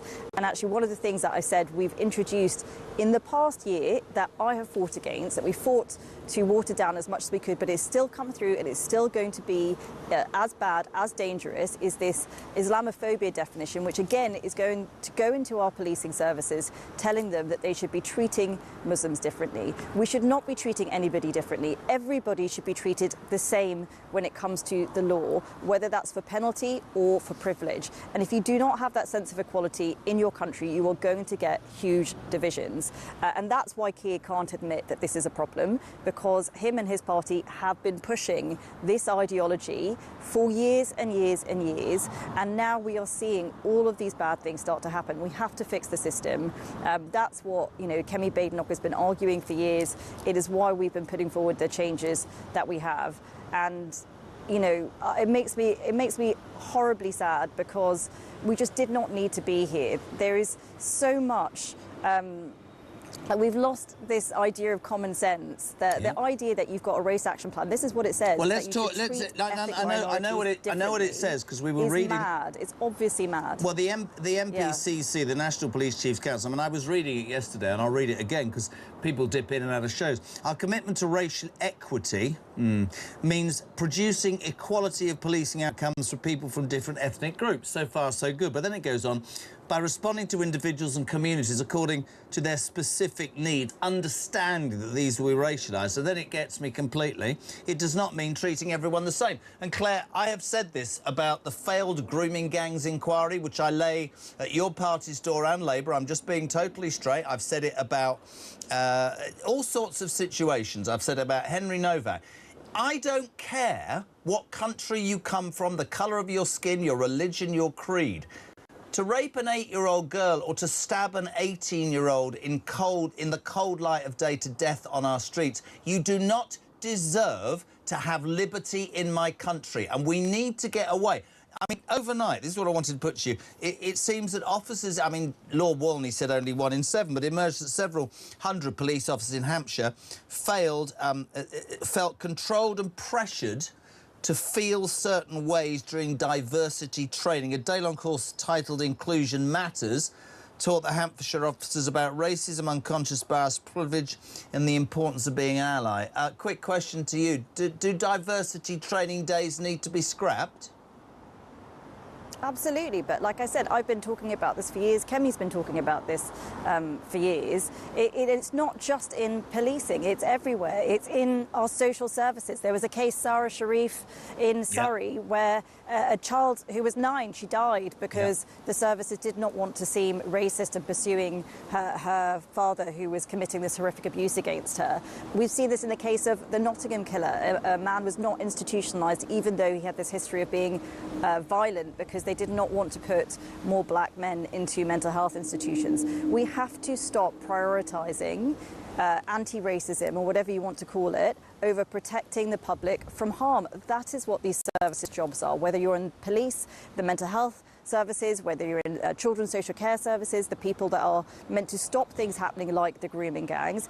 That is your priority, protecting the public from harm. And yet all of this bad ideology, it's clouding their judgment. And look, the thing that I would say is I have a huge amount of sympathy for people in the police and these services, because we don't have to do that. We don't have to walk into these situations and decide what is dangerous. We don't have to make those split-second judgments. You know, we're sat here talking on TV. We don't have to do those incredibly difficult things where everything relies on our judgment in a split second.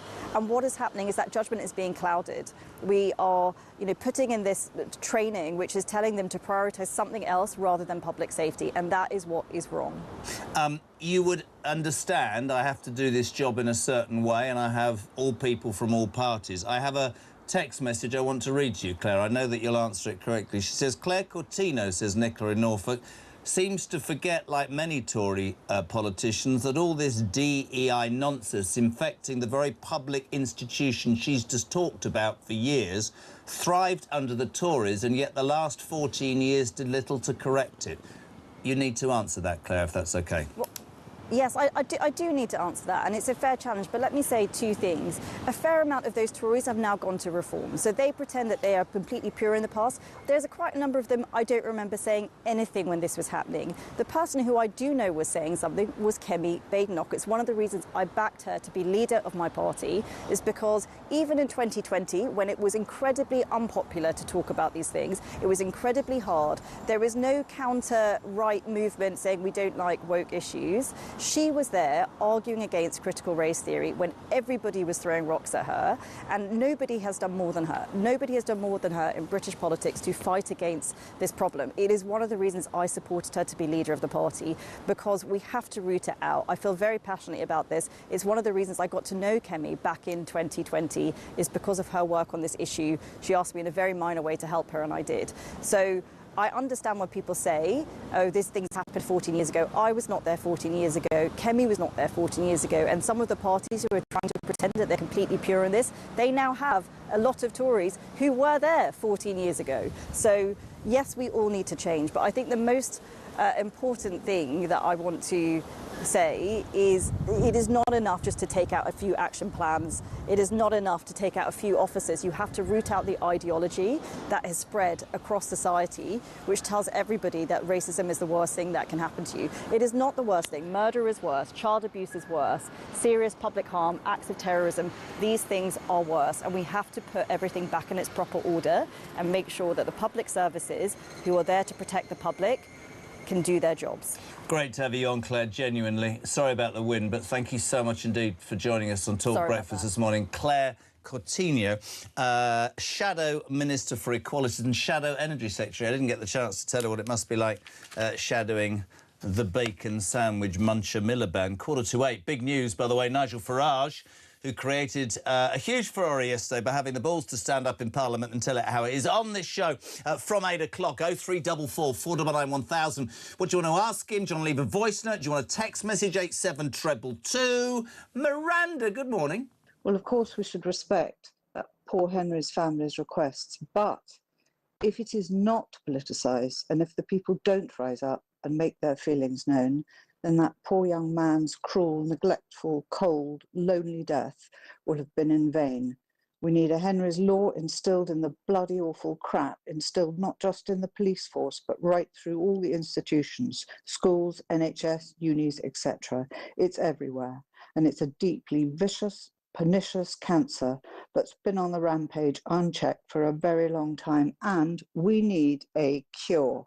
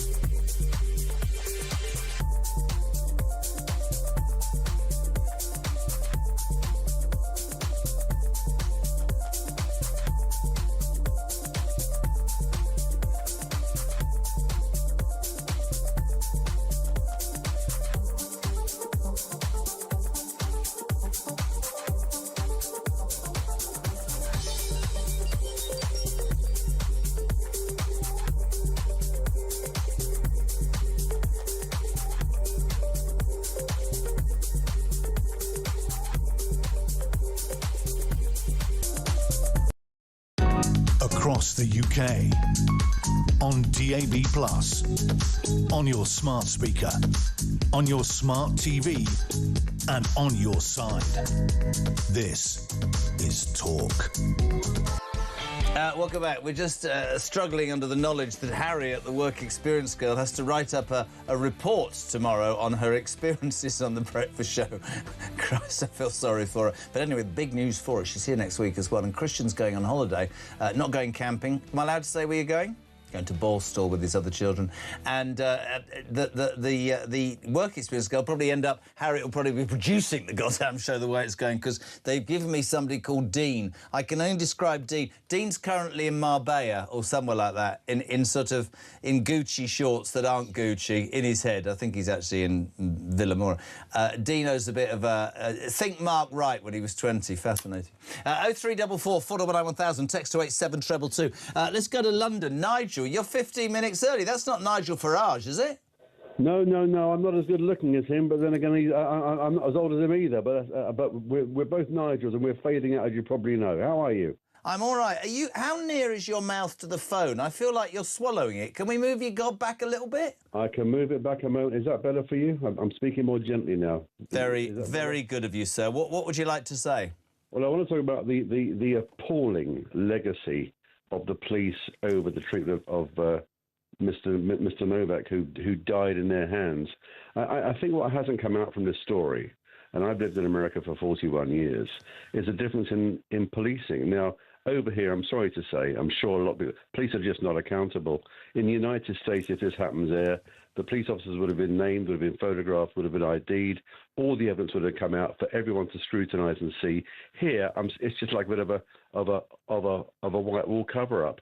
Why is it only the deputy chief constable came out and gave a statement last week, not the chief constable? Why is it loads of MPs are just scared to hide behind this story? And why also is it, Jeremy, and you're going to recognise what I'm going to say to you now, is that newspapers didn't really pick up on this story until only a few days ago. They sort of put it back down the back of the book. You know exactly why. It's the same. I mean, I was sat here on Tuesday doing this story, and it got to 8 o'clock. I was looking up at Sky. I was looking up at the BBC.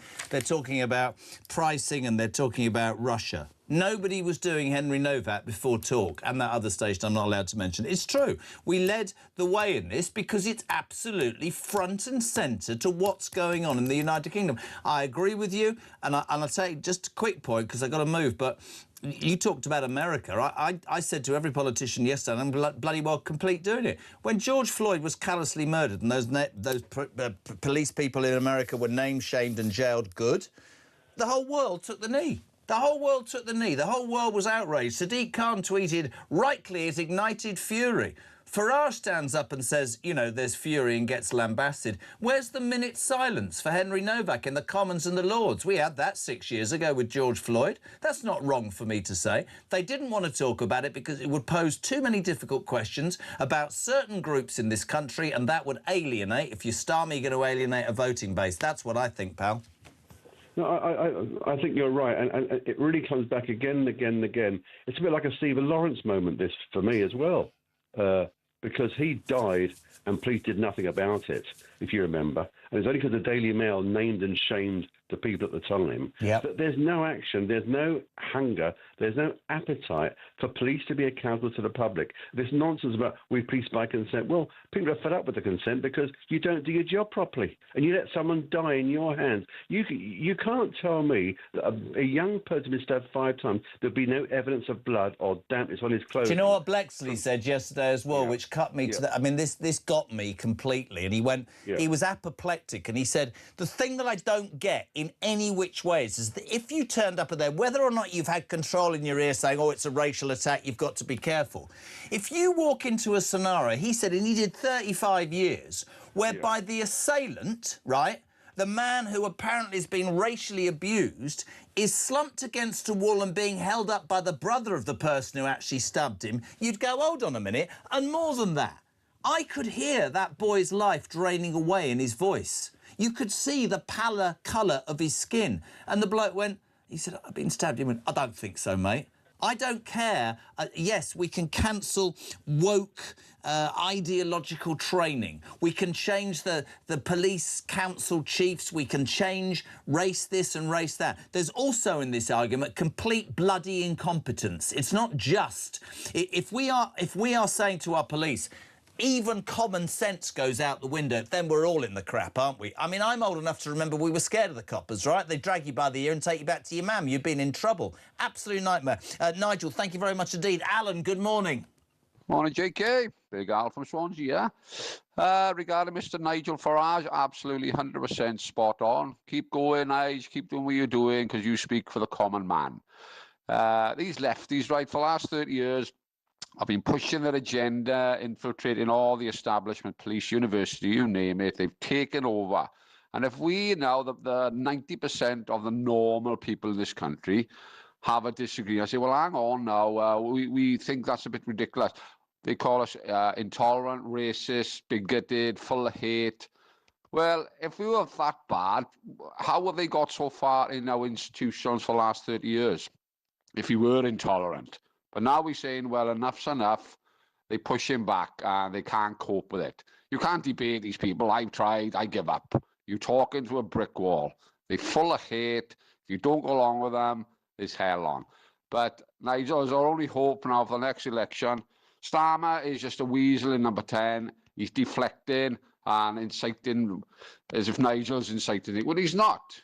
If you don't call these people out, you'll have an atrocity after atrocity. What does Starmer do? Oh, we'll learn from mistakes now, and oh, it's just the same old garbage. Just keep going and push back. Keep up the great show, buddy. Shut up. Always good to have Christian's dad on the show. Alan there from Wales. Don't forget Nigel Farage exclusively on this programme after the news at 8. We'll say a very good morning to Talk's intrepid reporter, Samara Gill. Hello. Hi. Where are you? What's going on? I thought you were coming in to say I haven't seen you for weeks. I know. Well, yeah, I guess we can talk about that after the show, can't we? Oh, that's put me right in my place for 5 minutes, hasn't it? Darling, I don't think I've ever seen an outpouring in the last week of what I've seen an outpouring on. This Henry Novak story doesn't go away. What seems to have captured everybody's imagination today is that we have a politician in Nigel Farage who's on this show in 10 minutes who had the balls to stand up despite being berated by little MP shouting out to actually say that this is going on. He was absolutely lambasted by the BBC and by politicians for daring to say, and I quote, pure cold rage. And yeah, I found a tweet after George Floyd died in 2020 from Sadiq Khan, which said it has rightly ignited fury and anguish, not just in the USA, but around the world. They can't handle the truth, can they, Samara? They don't want to know the truth. They're in complete denial about the truth. And it's so interesting and almost... It makes me think that Henry Nowak's death was not in vain because we're starting to actually see the people who care about this country, who care about the real British citizens, and those who couldn't give a toss. Those who sided with a fentanyl addict who had a very dubious past and shoved a gun barrel into a pregnant woman's belly. I'm talking about George Floyd. And Henry Nowak, a Southampton University 18-year-old student who did absolutely nothing, was found guilty of no racism and died in custody with absolutely, I mean, with no... dignity. It pains me, this story. I mean, Vikram Digwa, it's now coming out. I read the whole court document. He was offered special food in custody. He wasn't even handcuffed on the scene, and he was the murderer. You know, there's so much in this, and that shows you how weak the system is and how weak it has become.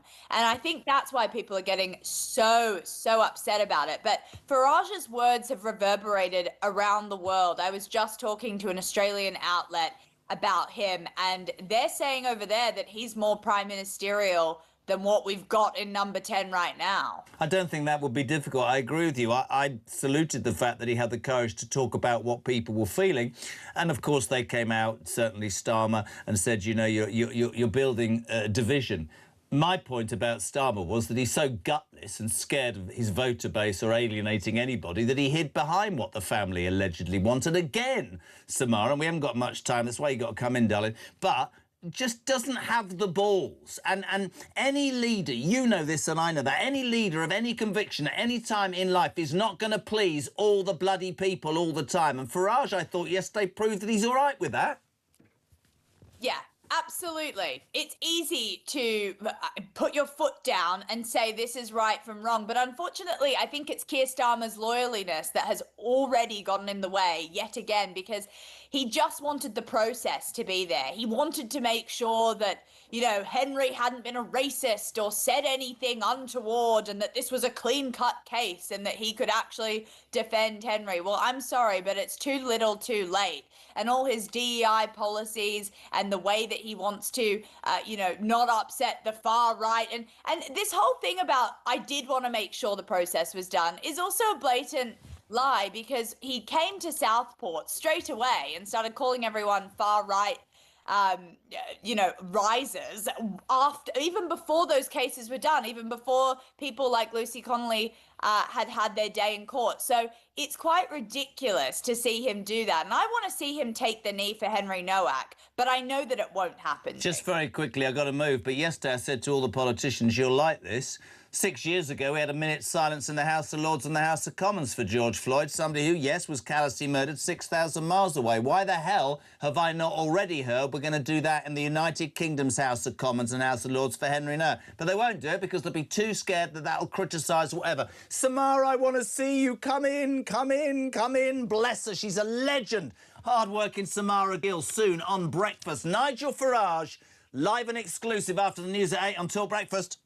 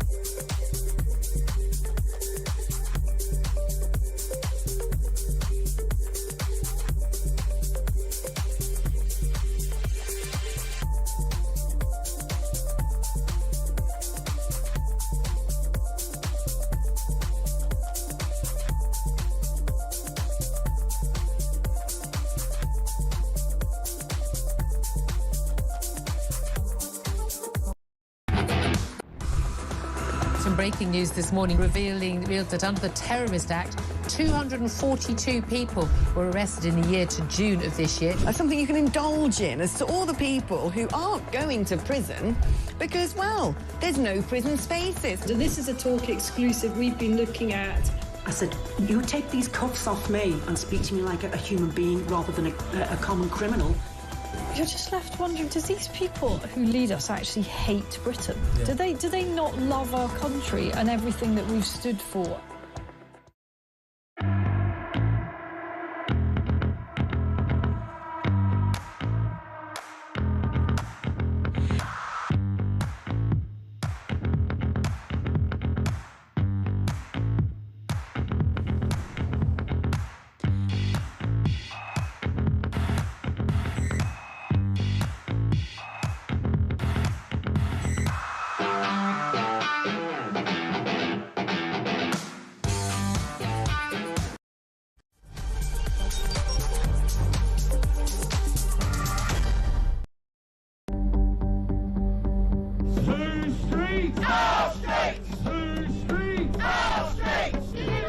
Got some breaking news here. The Crowborough Army training camp could hold male asylum seekers all the way until 2030. After the Home Office claimed it would only be for 12 months. Not much ambition involved in that, is there, in terms of solving the migrant crisis?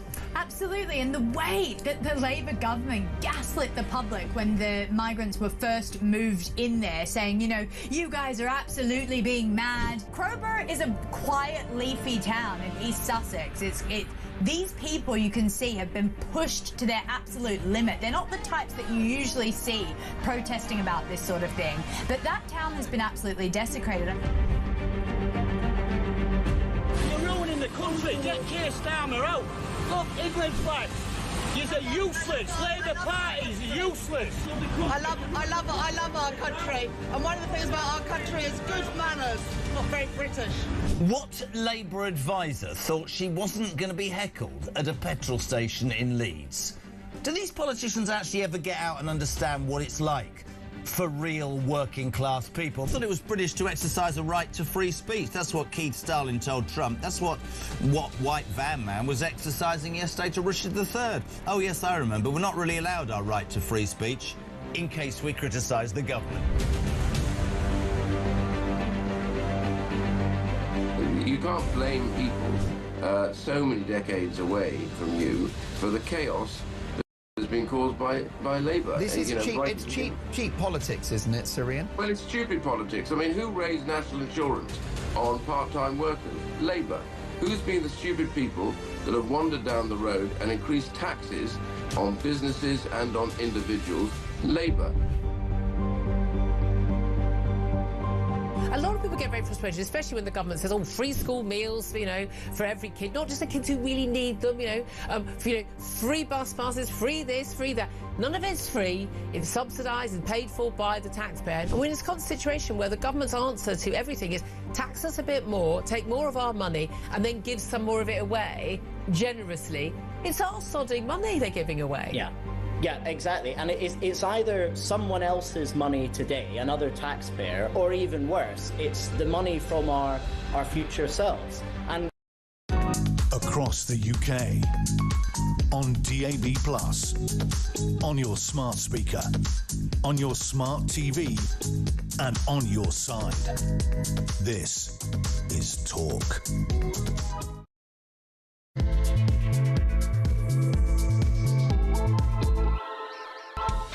Welcome back, or welcome along. Just gone 8 o'clock. We're live across the United Kingdom. This is Talk Breakfast. This is, of course, the home of common sense and the home of the alarm clock Brit. There's only one story in town, my friends. The appalling, awful death of young Henry Novak, 18, stabbed on the street by a Sikh gentleman, Vikram Digwa. It's not a gentleman, it's a scumbag. He's in jail now for life. It should have been more than 21 years. He stabbed Henry 6 times with this ceremonial Sikh weapon and then phoned the police and said, I've been the victim of a racist attack. This has highlighted so many problems. Along came Hampshire police, said, are you all right, to the man who'd stabbed him, because he'd said, I'm a victim of racism, and handcuffed 18-year-old Henry as he lay dying in a pool of blood on a street in this country. His parents massively dignified. The world has eventually recoiled in horror. Media outlets, politicians have had their say. Nigel Farage, who'll be with us very soon, was very vocal yesterday in the House of Commons. He talked about how there is two-tier policing. He talked about how it was time that the country faced up to the reality that that instance proved that police are being, I'm going to say hampered, but are being told how to behave in certain ways, and it's affecting. This was Farage and Starmer at it in PMQs yesterday. Lose trust in being treated fairly by the police. Can he take some action, end this divisive practice of two-tier policing, and make sure that all British citizens are treated the same? Mr. Speaker, I don't believe there's two-tier policing in this country. I'm really shocked that he pretends to have respect for Henry's family and then acts in this way. Grieving family have asked us not to respond in the way that the Leader of Reform has responded. They've asked us not to. My response, and the response of others, to be fair, has been focused on the lessons to be learned so we can deliver justice. His response has been to appeal for rage. Rage. That's his response to a father who's lost his son and asked for that not to happen. Exploiting this tragedy to create grievance and division would be wrong in any circumstances, but to do it when the family are expressly saying, please don't, is unforgivable. I had quite a strong view on this myself, which I'll share with Nigel Farage in a minute, but first up, we're both going to listen to Wayne. Morning, Jezza. It's Wayne from Erdington in Birmingham. Nigel Farage has got his finger on the pulse of the nation. And to be honest, mate, he's living rent-free in every single one of their heads. That is the problem for all of them. He's literally, all he has to do is keep defending the British people. He'll get the votes and he'll get us home. And as for Starmer, he's a weaselly little man. He used that yesterday to shut down any conversation. He's like the stars, like. I'm delighted to say Nigel Farage is on the phone for us this morning. Nigel, hello. Good morning. Interesting yesterday, and I came in this morning having watched that performance in the House of Commons yesterday. And listen, people say all you do is you're a voice piece for reform. No, because we've had our disagreements in the past. But I agree with Wayne, many people do, that you spoke honestly and candidly from the heart about what millions of people feel is happening.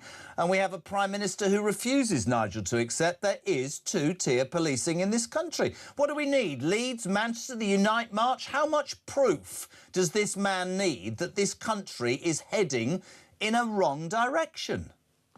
Well, I would say this, it wasn't just the Prime Minister. About 600 of them seemed to be screaming at me. You know, it was, I mean, gosh, I faced a few bear pits in the European Parliament, but yesterday it literally was 600 against.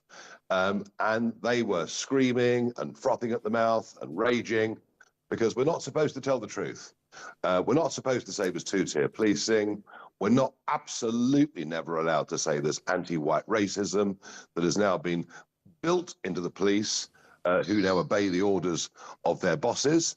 It was interesting, as the session ended, Gregory Campbell, who's a veteran Ulster Unionist MP, he walked past my seat. He said, "You've lost the House, but I've no doubt you've won the country."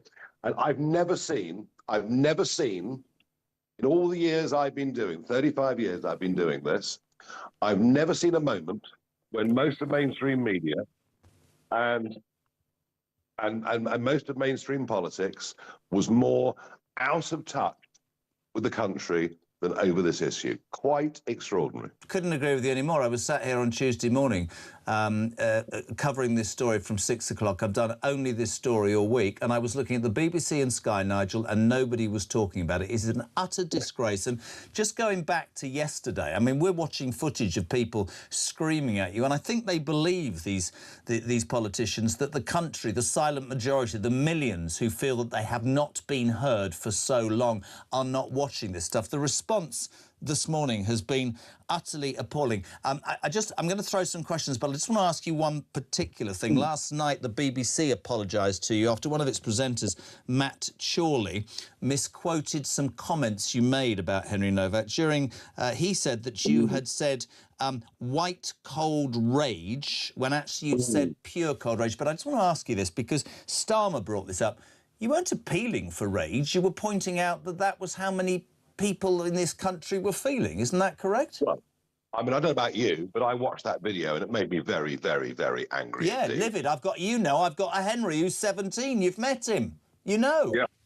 Yeah. I mean, it made me really, really angry. Really, really angry. And I thought, well, how does this manifest itself? And that's why I quite deliberately used the phrase cold rage. Not hot rage. Hot rage means you go and set fire to something. Cold rage means you sit, you simmer with it, but you try and find some way of making it better. And yes, BBC Newsnight 3 times tried to turn it into a white v black thing. And guess what? I've got my 3rd apology from the BBC in the space of 3 years. That's not bad, is it? Did you sue them? I heard your lawyers sent a letter. Or have they backtracked already? They've done everything we asked them to do. They have fulsome apology, and to be fair, I even got a phone call from Matt Chorley saying he was sorry. Oh, so, did he? Okay. Yeah, so, fair dues, where it's right to say so. But it does reflect a very casual attitude towards journalism at the BBC, where there is a very deep inbuilt bias of nearly all, not all, but nearly all of the producers and researchers that work on those programs. I mean, on 2 days ago, when I did that early morning live video, and that had 33 million views on social media. It did. To listen to the mainstream media news that evening, I mean, you'd literally think I was some sort of villain. Listen, I never thought I'd be in this position. The mainstream media, in terms of this, are a disgrace. I keep going back to what you just said, lost the House but won the country. I think that's the result. I'm going to give you something for free before I fire some questions at you. This is interesting. We were searching out this morning the criticism of you, apparently by saying pure cold rage incited violence. You know George Floyd? Obviously you do. The death of George Floyd in 2020 ignited all sorts of response. Footballers, actors, politicians, including the Prime Minister taking the knee. And Sadiq Khan, my least favourite person in the world, tweeted this, Nigel Farage. This is great. The death of George Floyd has rightly ignited fury and anguish, not just in the United States, but across the world. They're all the same, aren't they? Hypocrisy, double standards, all completely stuck into this bizarre mentality that somehow racism and prejudice is only something that happens to black people. And what I was saying, by the way, about two-tier policing, about the direct written instructions that you can read in ink, handed down from all the top police chiefs, I think you'll find today, you start to read your newspapers and you'll discover that I'm right. The other interesting point is the Prime Minister saying, isn't it disgusting that Mr. Farage should go against the wishes of the family? Well, Henry Nowak's sister has been reposting some of Robert Jenrick's stuff on TikTok. All right? So the Prime Minister is wrong at every level. 600 MPs are wrong at every level. And I promise you this, if we carry on through our policing and through our justice system with perceived or real anti-white discrimination, I am actually fearful for where we're headed. See, many people that watch this absolutely agree with you. Few questions from listeners, if you're all right. Is Starmer the hypocrite, says Mary, using the family as a shield because he doesn't want to upset his voter base? There's some truth in that, but I don't think it's the voter base that worries him as much as his own backbenchers. I think they're the ones that are the high priests and priestesses of wokery. And to them, they will never, ever admit anything like two-tier policing, two-tier justice. And by the way, I mentioned anti-white discrimination. What I should have mentioned was anti-Jewish discrimination as well. Yes, those Palestinian marches every weekend, and yet 4,000 police in riot gear sent to the Unite March. Nigel Farage, do all diversity training schemes need to be scrapped? The whole lot. The whole lot. This is where the poison starts. The poison starts. I had a lot of emails from serving and ex-police officers. One guy said, I was recently sent on a 2-hour race training course. I was told of my white privilege, of the institutional racism in the police force, taught about Black and South Asian history, and lectured for 2 hours by left-wing political activists. And another one I spoke to on the phone said, look, there's only one thing I fear as a police officer in terms of losing my job, and that is a member of the public making a complaint that I've acted in a racist way or not acted to intervene in a racist incident. If I miss a murder, if I miss a stabbing, well, that's too bad. But if I miss an accusation of racism, I will be suspended immediately. So it starts with DEI, it goes all the way through. And then what you get is positive discrimination in terms of people being promoted within the police force, not on the basis of their ability, but on their ethnicity or their religion. And that, of course, means that necessarily you will get a lower caliber and quality of people policing. It is a disaster from start to finish. And what we've promised is if we win the next election within the first few months, we will bring in a genuine Equality Act. And a genuine Equality Act actually goes back to Martin Luther King. You know that famous I Have a Dream speech? Yeah. Where he said, I have a dream that one day my 4 children will be judged not for the colour of their skin, but for the content of their character. And in a country that has experienced huge levels of immigration, if we don't have integration, if we don't have a sense of fairness, that everyone here is here legally, is going to get treated equally, our society will split apart. And I really mean that. I've got 2 more, they're very quick. The National Police Chiefs Council, the NPCC, I mean, that document yesterday that said it does not mean treating everyone the same. Would Reform, if elected, do all it could to deal with the National Police Chiefs Council, says Dave? I think the fish rots from the head down.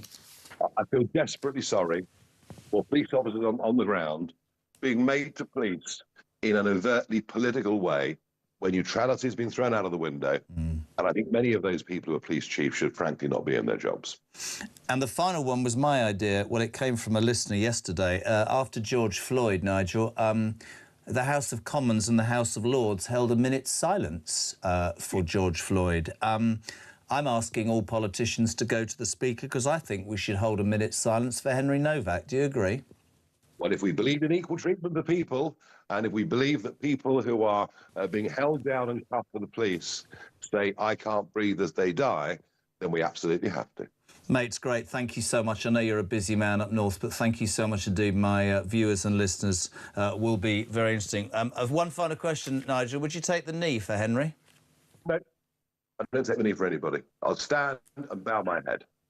Good man. Thank you so much indeed. Nigel Farage, leader of Reform, on this show exclusively after all that fallout about him. You heard him talk about the bear pit. I mean, but he was able to do that, and that, I think, deserves respect. Are we going to get an ad break, take 5 and come back? Yes. That's what we're doing.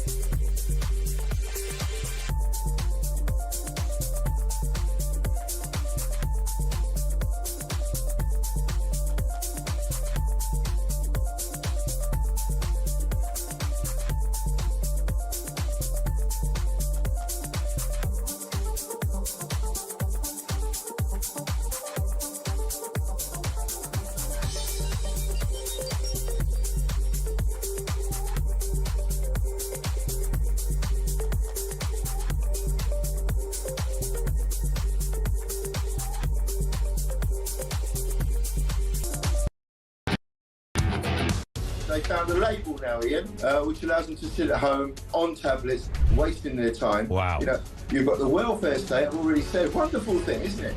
But a safety net, not a way of life. When you're talking about crimes as vicious as rape, if someone is capable of doing that, they're a threat to society. If they don't know that all of these things are wrong, then by definition, we need them off the streets. This is the worst one I've ever come across. But it's where you've got with this woke, fluffy, liberal, progressive nonsense about anti-racism.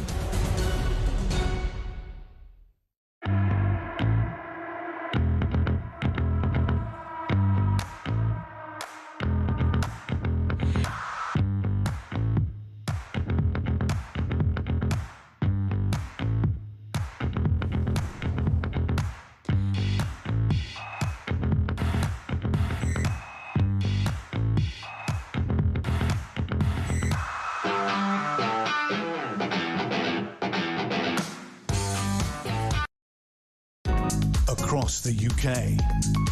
On DAB+, on your smart speaker, on your smart TV, and on your side. This is Talk. Welcome back. Thank you to Nigel Farage. Just telling you how he felt it is. I thought the most astonishing part of that interview. I know what the press will pick up. He wouldn't take the knee. He said he'll bow his head for the young man, Henry Novak. As he delivered yesterday, and 600 of them gave him all that grief in the House of Commons, as he finished, one old MP who'd been there for years, I can't remember what he said the name was, walked past and said, well, young man, you've lost the House, but you've probably won the country. 20 past 8, 0344 499 1000. Before we continue, it's that time, ladies and gentlemen. Oliver, William, Robin, Carl is in the car. He's outside school. I'm not going in until my day. Are you ready for this, Christian, right? Do you know what Oliver wants to be? I thought he wanted to be a vlogger or a blogger. No, he wants to be a YouTuber. So he wants to come in the next couple of weeks in his holidays. He wants to look at the cameras and see whether he can, film. What do you mean, like his dad? I couldn't even film myself. What are you doing? I'm on YouTube. I'm a YouTuber. Am I? Sorry, I forgot for a moment. I thought we were back to those halcyon days when I was on television. Morning, Rissy. Morning, Mrs. Kyle. And thank you. See you later. 20 past 8. Nigel says, Brian, voice of the people. If you think the police are woke, try the NHS. Or NHS. My area of employment. Good grief, says Brian in Durham. This is brilliant. Phil in Coventry. Cold rage and all hell breaks loose. What about deaf to the IDF? Silence, you hypocritical traitors. Yeah, Margaret.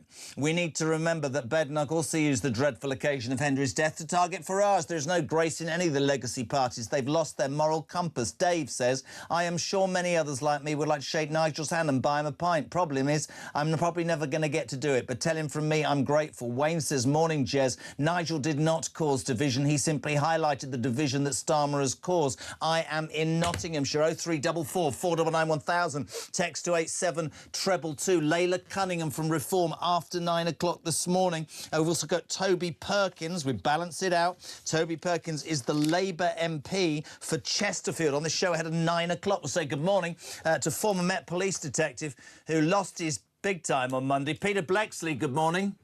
Good morning. What did you make of what Nigel Farage said and what happened yesterday, Pete? I found myself sitting here nodding along to just about every word he said. Mr. Farage was absolutely spot on. And there was so much there to encourage me, to make me feel optimistic for the future when he's talking about getting rid of senior officers who are not fit for purpose. Britain's police service is riddled with them. In particular, Chief Constable Alexis Hood of Hampshire and Isle of Wight Police, who had been stony silent about all of this until he came out with a mealy-mouthed statement yesterday. He should have been on the steps of the court alongside the family. He pathetically pushed out his temporary deputy last week, who made a disgusting statement. No leadership whatsoever. And let me just remind your audience, if I may, Alexis Hood, the Chief Constable of Hampshire, used to be in the Met Police.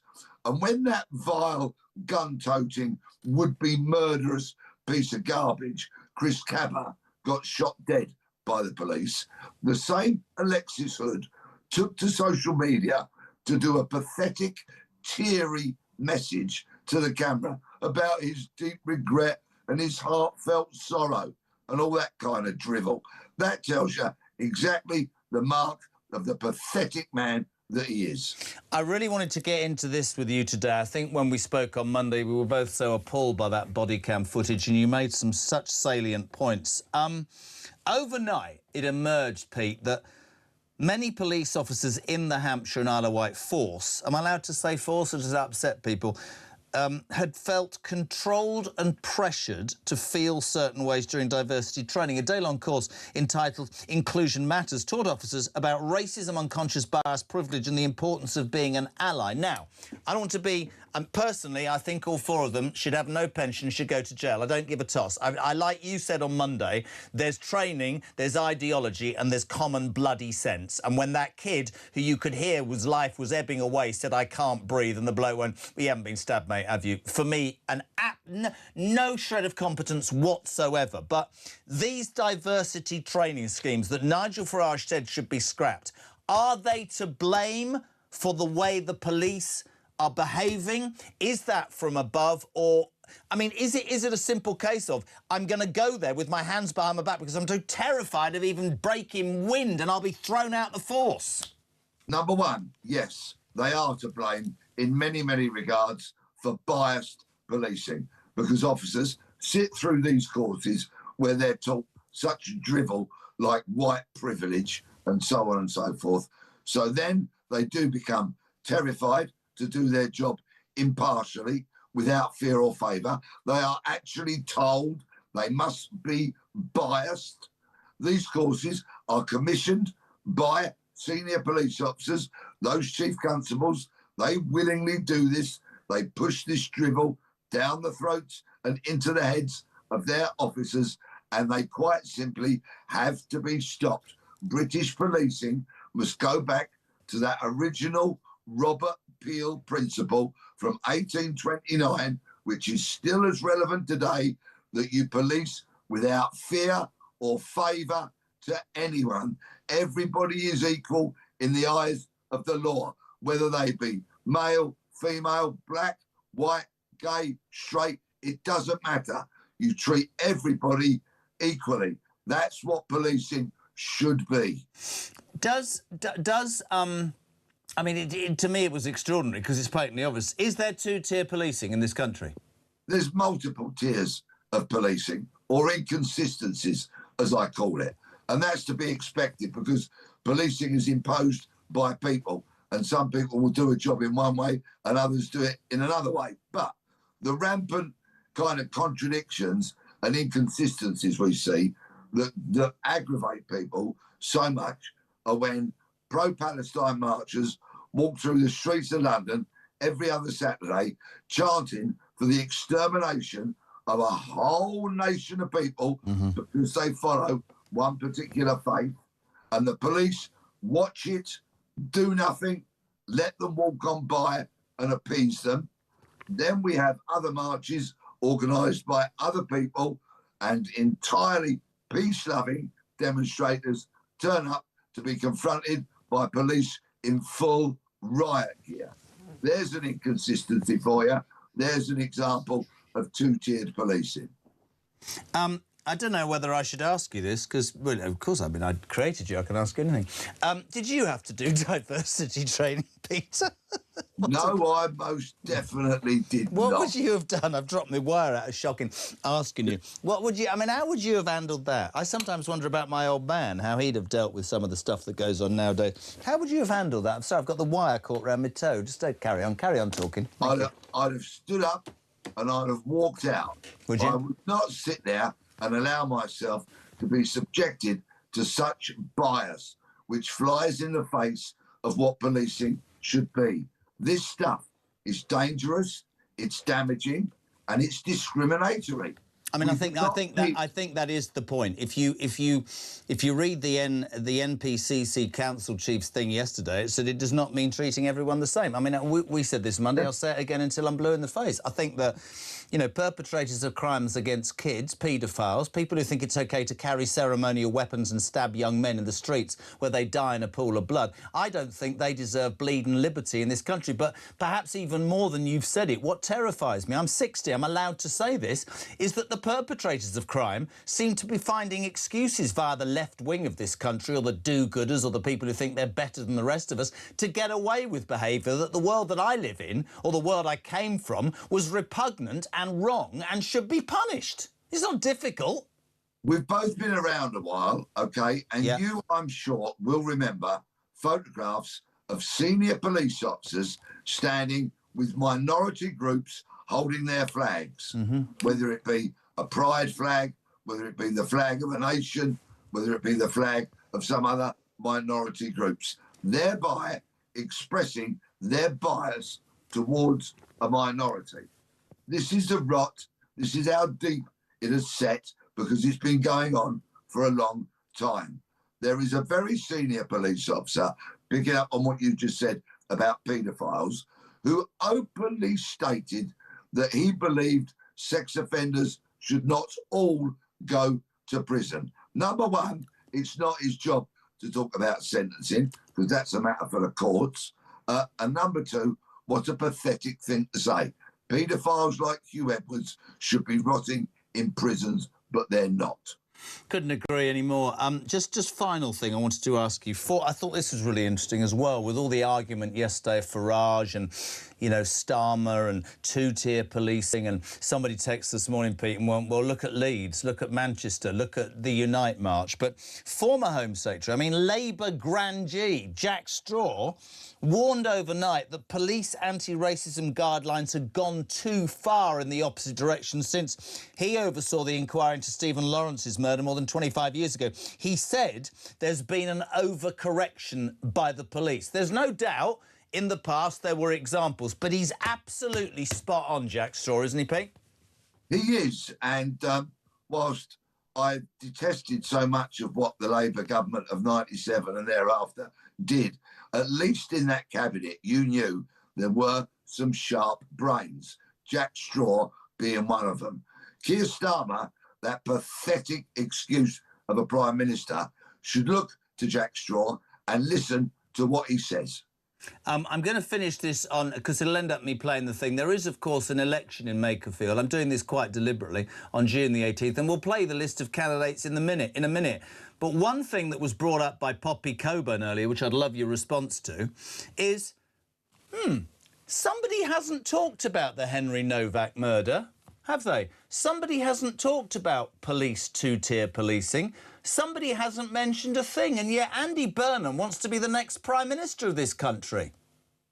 All I will say, and I know I am now forcing you down the route of reading out the list of candidates. I'm doing it anyway. I love it.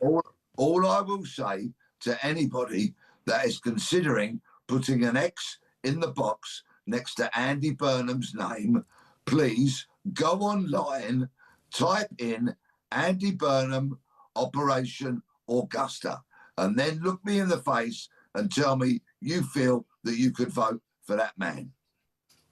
Pete, thank you so much. Always a pleasure to have you on. Can I just say, as I always try and do within the confines of this job, we are in purdah when there's an election on. In a minute, we'll play that whole listing that we are not in any way encouraging any of you to vote in any particular way. That was Pete's opinion. We need to make that point. And I might just say I'm slightly shocked, because at the exact moment I'm doing such a serious thing, two men in a crane have just arrived outside the 7. How the hell do you stand there without getting heights, man?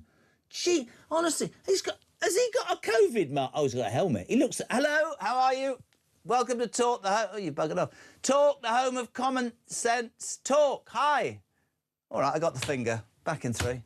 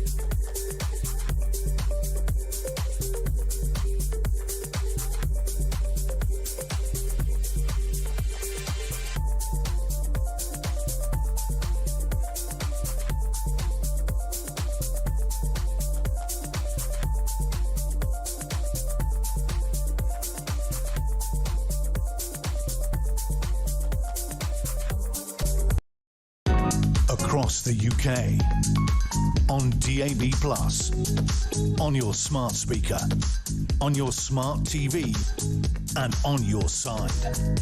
This is Talk. Welcome back. What is it, 8:35? We are live across the UK. This is Talk, of course, the home of common sense and the home of the alarm clock Brit. Thank you very much indeed for tuning in today. If you do want to be on the show, 0344 499 1000, text to 87222. Loads of text. Phil, when Starmer replied to Nigel, he spoke of lessons to be learned. This is a stock political phrase that the public are sick to death of hearing. As we know, it means sod all. Brilliant. Morning, Jez. Says Steve in Northamptonshire. Starmer should be made to apologise to the House for misrepresenting Nigel Farage as he did not appeal for rage or violence. Good morning to Eileen. Come on, shut up. It's so good to hear Nigel speak from common sense and be the voice of the people. Hi, Jeremy. This is really interesting. Dr. Jay Singh. I'm a long-time viewer of your show and I'm a proud British-born Sikh and a consultant neurosurgeon who feels it is important to make one point absolutely clear. I fully condemn the murder of young Henry Nowak. His killing was horrific and my thoughts will always be with his family and loved ones. However, I respectfully ask that this terrible crime is not used to unfairly attack the Sikh faith or the wider Sikh community. The kirpan is a ceremonial article of faith worn by Sikhs, a symbol of duty, discipline, restraint and the protection of others. It is not a symbol of violence. Calling for a ban on the kirpan would not make the public safer. It would simply create more division, punish law-abiding Sikhs and blur the important difference between religious practice and criminal behaviour. Please make that distinction clear on your show. By all means, criticise the murderer, condemn the crime, demand justice for Henry Nowak. Please do not allow this tragedy to become an attack on the Sikh community or the Sikh faith. Dr. Singh, not only can I say thank you for that message, but I'm going to respond as I actually responded. Yeah, what's this? The Sikh Federation said the blaze used by Digbar was not a kirpan. All right. That's what the Sikh Federation said, but I'll say this to you, Dr. Singh. We mentioned this yesterday. There was footage in the midst of those riots, there was footage of a Sikh gentleman going amongst those protesters on the Monday or Tuesday night in Southampton and shaking their hands. Yesterday, there was a Sikh community and religious leader who came out and apologised to the family, which I have to say sums up my feelings about the Sikh community's response to this, which have been fantastic. And many of the criticisms, Dr. Singh, about when we see other attacks is, and when there have been, you know, the Manchester bombing, there was a large outcry for members of the Muslim community to come out and have their say and apologise, and they didn't. So I think that point is very, very relevant, and I completely agree with you. Edward, good morning. Good evening, good morning, Mr. Kyle. This is Edward from Salt Lake City, Utah, watching you on YouTube. Sir, I can tell you this much. Nigel Farage is not stoking division. He is pointing it out. He is bringing it out into the sun, and he is holding it up into two-tier Keir's face like it's a rotten piece of meat that Starmer needs to dispose of. There you have it from Utah, the mountains. Can I do what I said I was going to do? Peter Bletchley talked about the Makerfield by-election. We're in Purda, which means we have to be balanced. We're not intending in any way to tell you how to vote. It's entirely up to you. Here, my friends, is a list of the candidates. Jake Austin stands for the Liberal Democrats. Count Binface for his own party, Count Binface Party. Andy Burnham, of course, the Labour Party. Dan Clark, the Libertarian Party. John Dyer for the Independents. Ed Gemmell, the Climate Party. Paul Gould, the Independent. Alan Howling Lord Hope, the official monster raving loony party. Robert Kenyon, Reform UK. Robert Pownall, Protect the Wild. Rebecca Shepherd, Restore Britain. Sarah Wakefield, the Green Party. Peter Ward, Rejoin the EU. And Michael Stanley, the Conservative Party. That's your list of candidates. If you want to be on the show between now and Julia at 10 0344 499 1000, text to 87222. I've said before, this morning we've had Nigel Farage, the leader of Reform. We've had Claire Coutinho, the Shadow Energy Secretary and Equalities Minister. We've spoken across this week to people from all divides. We spoke to John Woodcock, now Lord Walney, the ex-Labour advisor on violence and disruption. We're now delighted to say a very good morning to the Labour MP for Chesterfield. Good of him to come on. Good morning, Toby Perkins. How are you, Toby? Hi, good morning. Very well, thank you. Now, a lot of my listeners respect the fact that somebody from Labour is coming on, and I share that. But many of them are having a bet that the first thing you're going to say is that Keir Starmer was correct and that Nigel Farage was in the words of your leader, creating unrest by daring to approach the subject he did. I'd love your take on what happened in the Commons yesterday, because I just want to say this very quickly. The behaviour of many MPs went around the world, and many of the electorate in their millions are less than impressed. Well, so in terms of what was said, I do agree that Nigel Farage flew in the face of what Henry Novak's father had asked for. I absolutely share Nigel Farage's and everyone else's disgust at what we saw here, and our hearts go out to Henry Novak and his family. And it's incredibly important that we understand what happened here. But to come to a conclusion that just fits your worldview and to stoke up that division in the way that Nigel Farage did, in the express against the express wishes of the family, I think was hugely disrespectful. When you say against the... And listen, I've had all sides on this show, Toby, and you know that, and that's what I want to make this show, and I'm just giving you facts.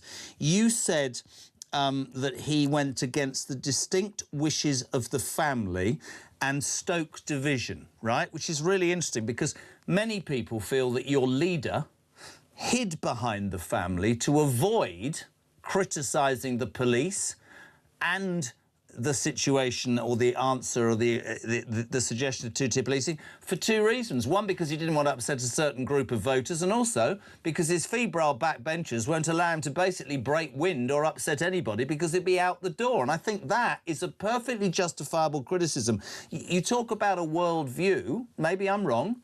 Millions of people in this country believe there is two-tier policing. Think Leeds, think Manchester, think the Unite March. And to me, Starmer stuck his head in the sand. And you can label Farage. I'm not even talking about Farage. I watched a bunch of MPs not liking what they were hearing and acting like kids.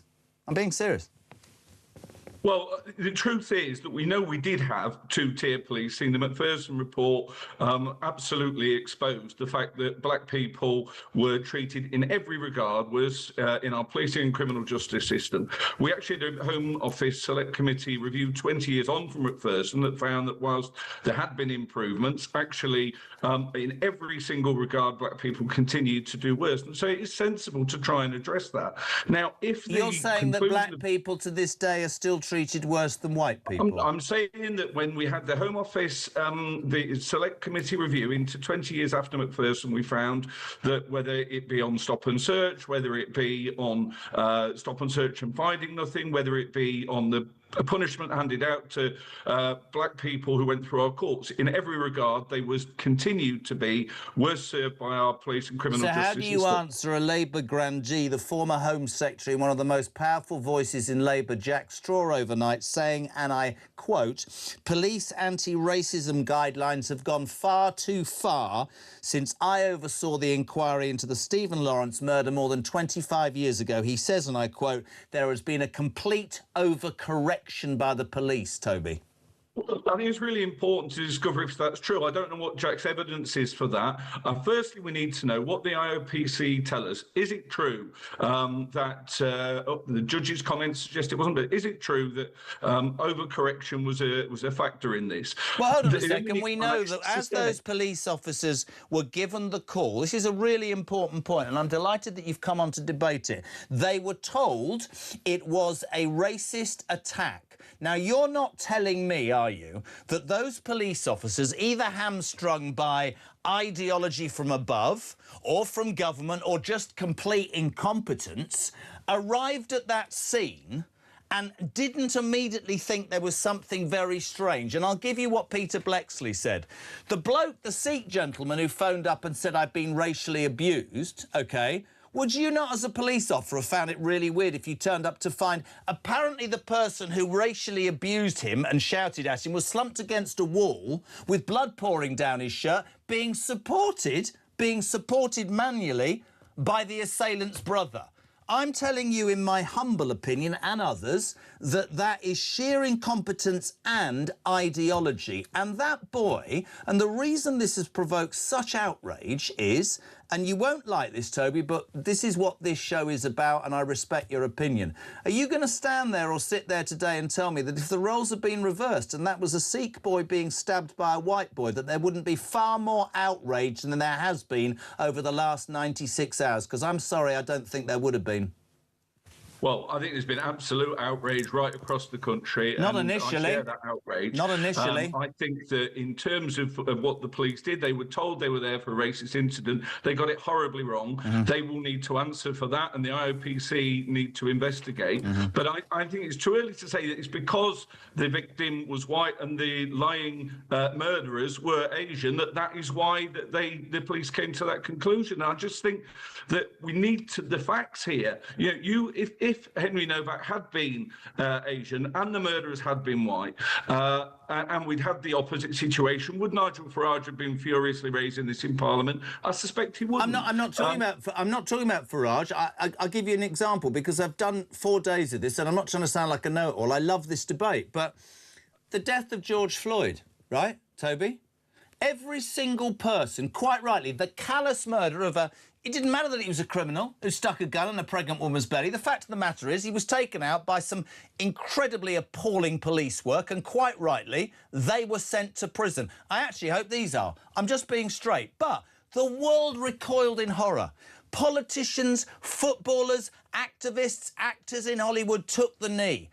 Sadiq Khan, listen to this, answer this.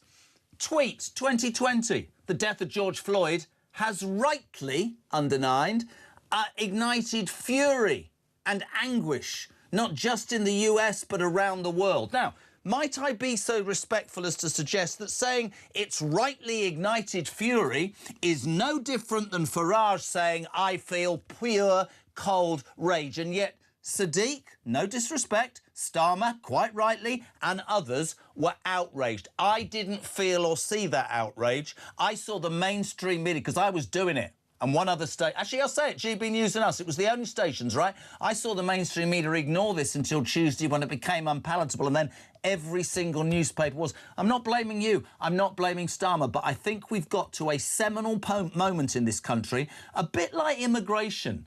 Ian Duncan Smith said to me yesterday, 10 years ago, you couldn't use the word immigration. You'd have been told you were racist. We have an institutionalised problem that the British people, they won't ignore it anymore, Toby. That's just me. I know it's passionate, but that's how I feel. Well, we should be passionate about the appalling policing that resulted in Henry Novak being treated so appallingly in the last few minutes of his life, and I absolutely share that rage. I think that in terms of this case, it was important that we allowed the justice to be served, and those people are going to jail for a very long time. But it is important that we understand, is there something systemic here? And if there is, of course we need to correct that what is being described as an overcorrection.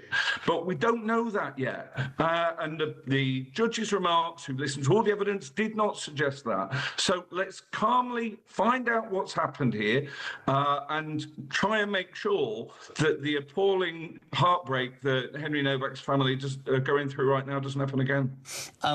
Mean this, genuinely good to have you on, my friend. I think it's important to get all sides. I don't want you to think that I'm trying to undermine you. You can say no comment. Are you still behind your Prime Minister and party leader? 100%. He's led us to a big victory, having taken over the party after an appalling defeat. We're having a rough ride, there's no doubt about that, but we need calm heads. We need to support the Prime Minister to get on with delivering the manifesto I and others were elected on. Good, great to have you on. Thank you very much indeed. Toby Perkins, Labour MP for Chesterfield. And for those who will go, oh, I didn't agree with that bloke, well, that's the world, that's a democracy, and it's good for him to come on and say it. Morning, Jez. Says Steve, sorry, can't agree with Sikhs to still be exempt and still be allowed to carry kirpans. If they were smaller and purely ceremonial, maybe, but we're talking about a knife. That was Dr. Singh who sent that. Jay, Starmer spoke about learning lessons yesterday at PMQs. Why is it so hard for that plonker to actually do his job and actually help this bloody country he's supposed to serve? Lessons were not learned after Valdo Cocaine and Axel Rudabicada. Couldn't agree more. JB in Aberdeenshire. I don't know why I did that. Dr. Singh is wrong. The law of this land should not allow any blade, such as their ceremonial weapon, to be carried in public, period. One-tier law, not two-tier law, thank you. And that goes for that blade. Sean in Bridlington. Which, if I carry on like this, I'll probably be off the summer season in. The left are vile. We on the right don't have the slightest problem with Sikhs. They are amongst the most integrated and proudly British groups in Britain. Our issue is with anti-white racist police, judiciary and other institutions. It's approaching 10 to 9. Our work experience girl, Harriet, seems to be doing far more work than anybody else. Got a computer out, she's probably booking guests. Christian's on the downslope. He's heading off. Can I tell them what? He's going to Butlins in Minehead, ladies and gentlemen. He's going to go every night to the entertainment with his young daughter. He's going to love that, and during the day he had a go at me for going to camping, and he's going to Butlins in Minehead. That'll be fun. He's got his sparkly jacket. What did you say? If you could hear what goes on in the background. He doesn't respond, he just went, "Your next guest is ready." Git. We say a very good morning to political commentator, broadcaster and historian fellow at the New Culture Forum. We love him, Raif Heidelman-Koo. Good morning, sir. How are you? Good morning. Wonderful to be with you. Did you hear Nigel Farage on the show, or were you busy? I missed him, unfortunately. I have to watch it back. It was really interesting because he said that as he left the House of Commons yesterday, which I still think is the greatest line of the whole morning show, having been literally, how do I put this, subjected to abuse from the entire House, because he had the balls to stand up and say what most Britons believe. One of the oldest MPs, he said, who will remain anonymous, walked past his seat and went, "Well, young man, you seem to have lost the House, but you've probably won the country." What did you make of yesterday, Rafe? Yeah, no, I absolutely agree. And it just goes to show yet again the disconnect that exists in this country between the elites and the rest of the nation. And you've seen the same sort of thing happening. Well, let me put it this way. One of the reasons we've had such a clampdown on free speech over the last 10, 15, 20 years, you could say, the main reason is because of mass immigration, because anyone who tries to speak out the truth, to say the emperor has no clothes and that diversity isn't a strength, diversity is increasingly a great weakness. And if you're someone like Henry Novak and alas too many other people, diversity is a death sentence increasingly in this country now. If you dare to speak those truths, you have to be silenced, you have to be shut down. And I put it to you that were it not for mass immigration and the multiculturalism bandwagon, we wouldn't have the clampdown on free speech, the people being arrested for tweets and so forth, because I think the government, people in Parliament, understand that Britain is a tinderbox waiting to be struck, and so febrile are things in this country right now that it's only by silencing the truth tellers like Nigel, like us, that you can actually keep peace perhaps in this country, because people aren't blind. They can see clearly two-tier justice in action. And I know I've been so annoyed over the last few days watching the BBC. They're wheeling out senior police officers who are actually byproducts of the overcorrection we've seen since the Macpherson report and Stephen Lawrence. All of these people defending such ridiculous phrases as equality of outcome in the police. You know, Jordan Peterson has been warning people about the insidious nature of the term equality of outcome for more than 5 years. You know, essentially, it's not calling for equality, it's calling for equity, saying, well, there are essentially equality of outcome means we all have different starts in life. Some people are very good runners, some aren't very good runners. Equality of outcome means that you give a head start, you give a push to people who aren't good runners. That's not the way our justice system should be operating. Everyone is equal before the law, and the fact that the police are still using terms like equality of outcome in 2026 just shows you how deep the rot is set into our institutions.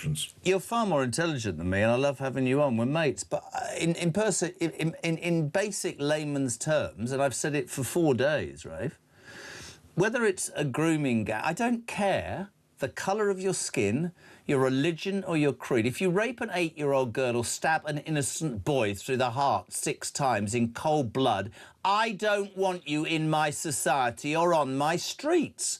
But if you say to the police, whether it's sheer incompetence, as I said earlier, or it's because it comes from above, or you know, this is racially aggravated. I mean, let's label this. Toby Perkins probably wouldn't have liked this, the Labour MP.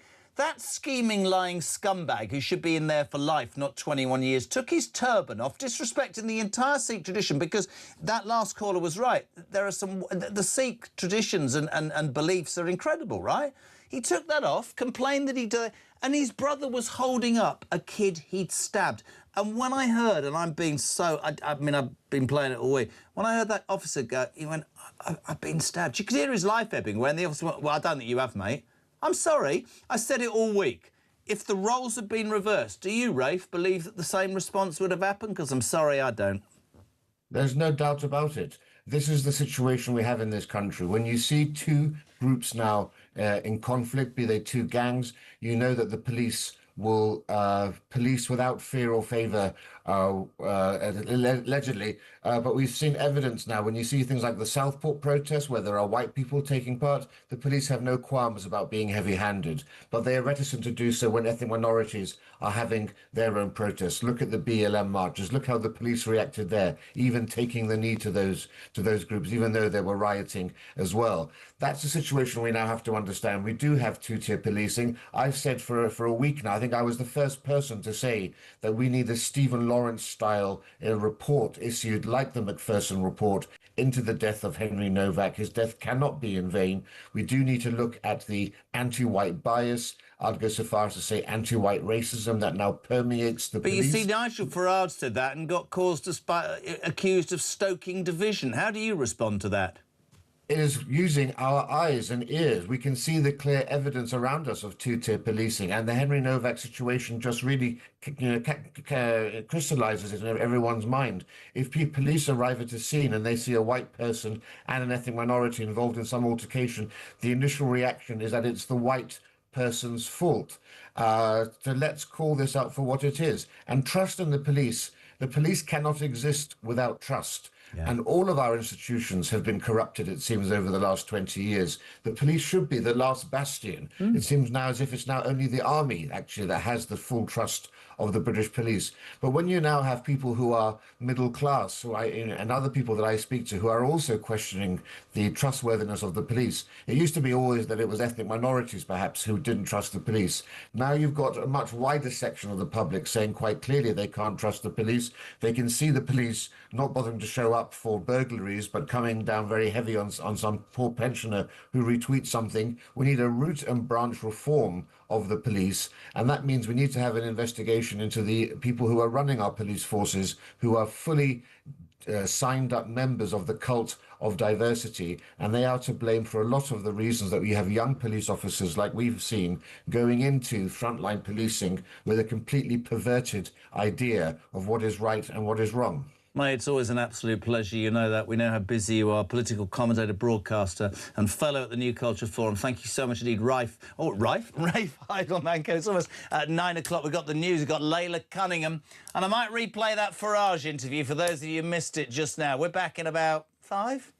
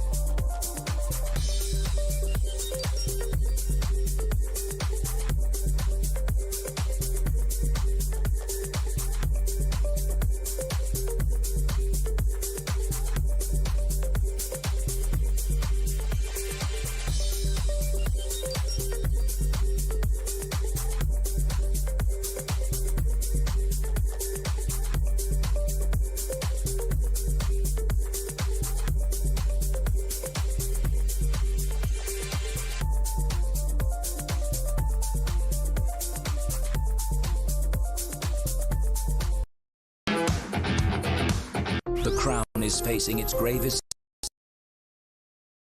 in decades. The royal T from Talk is your front row seat. With royal reputations under pressure and probing questions about public trust, we unpack every twist and revelation with the biggest names in the business. From the throne room at Buckingham Palace to a mansion in Montecito, we follow every royal ripple. Never miss a moment of The Crown in crisis. Subscribe to the Royal Tea from Talk on the app or wherever you get your podcasts.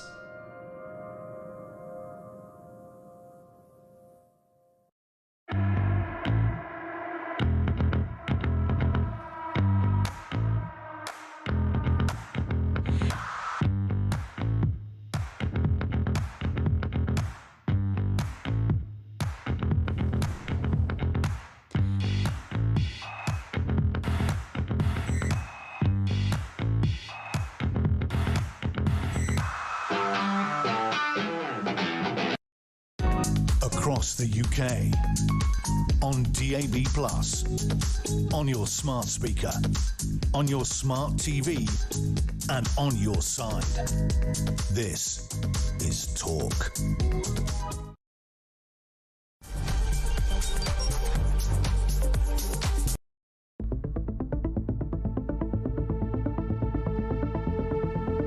The video footage was so deeply shocking, the behaviour of the police disgraceful and stupid, and it shows something deeply rotten in our society. Enough of anti-white prejudice. A promotion of the idea that white lives matter just as much as black lives. Nigel Farage said today it should be white lives matter. Are you making the same point? It should be everyone matters. And when you hear Henry's faltering voice, losing its tone, losing its volume as his life ebbs away, you're not going to say, I don't think so, mate. And when somebody tells you they've been stabbed, your first job as a police officer is the preservation of life. Henry was pulled across the gravel, his hands forced behind his back, and he was placed in handcuffs. Instead of being treated as a dying victim, police formally arrested Henry for assault and read him his rights. That was the last thing he heard. I do want to address the Henry Novak case and what has happened since I was on air yesterday. Because after his son's murderer was sentenced on Monday, Mark Novak said of his son, "We do not want his death to be used to create further division, hatred or tension. We want his story to help make our streets safer for everyone." Since then, Nigel Farage, the Tories and pretty much everyone else, people like me, we're all being accused of stoking that very division, hatred and tension that Mark Novak talked about. If the public lose trust in being treated fairly by the police, can he take some action, end this divisive practice of two-tier policing and make sure that all British citizens are treated the same? Mr. Speaker, I don't believe there's two-tier policing in this country. His response has been to appeal for rage. Rage. That's his response to a father who's lost his son and asked for that not to happen. Exploiting this tragedy to create grievance and division would be wrong in any circumstances, but to do it when the family are expressly saying, please don't, is unforgivable.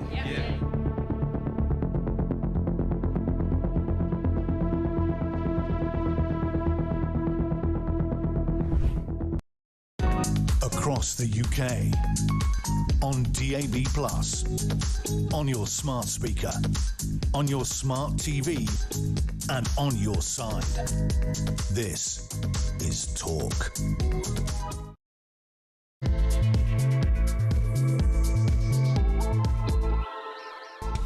Speaking truth to the people on the home of common sense, this is Talk Breakfast. We're here until 10 o'clock. Julia takes the controls. Ian from 1. Who's on drive time? Is it Mr. Dolan? Right, Mr. Dolan's on drive. I'm just saying he's on drive. 0344 499 1000. Text to 87222 with an hour left. Listen, the whole of this week has been dominated by the appalling, and I mean appalling, murder of Henry Novak. Everybody has had their say. I make the point. Nobody was talking about it until Tuesday afternoon. We were. Mainstream media weren't. Everybody was just burying their heads in the sand. Now they've all come out. Yesterday, Nigel Farage dared to stand up in the House of Commons and say that he felt that there was two-tier policing, something many of you agree with.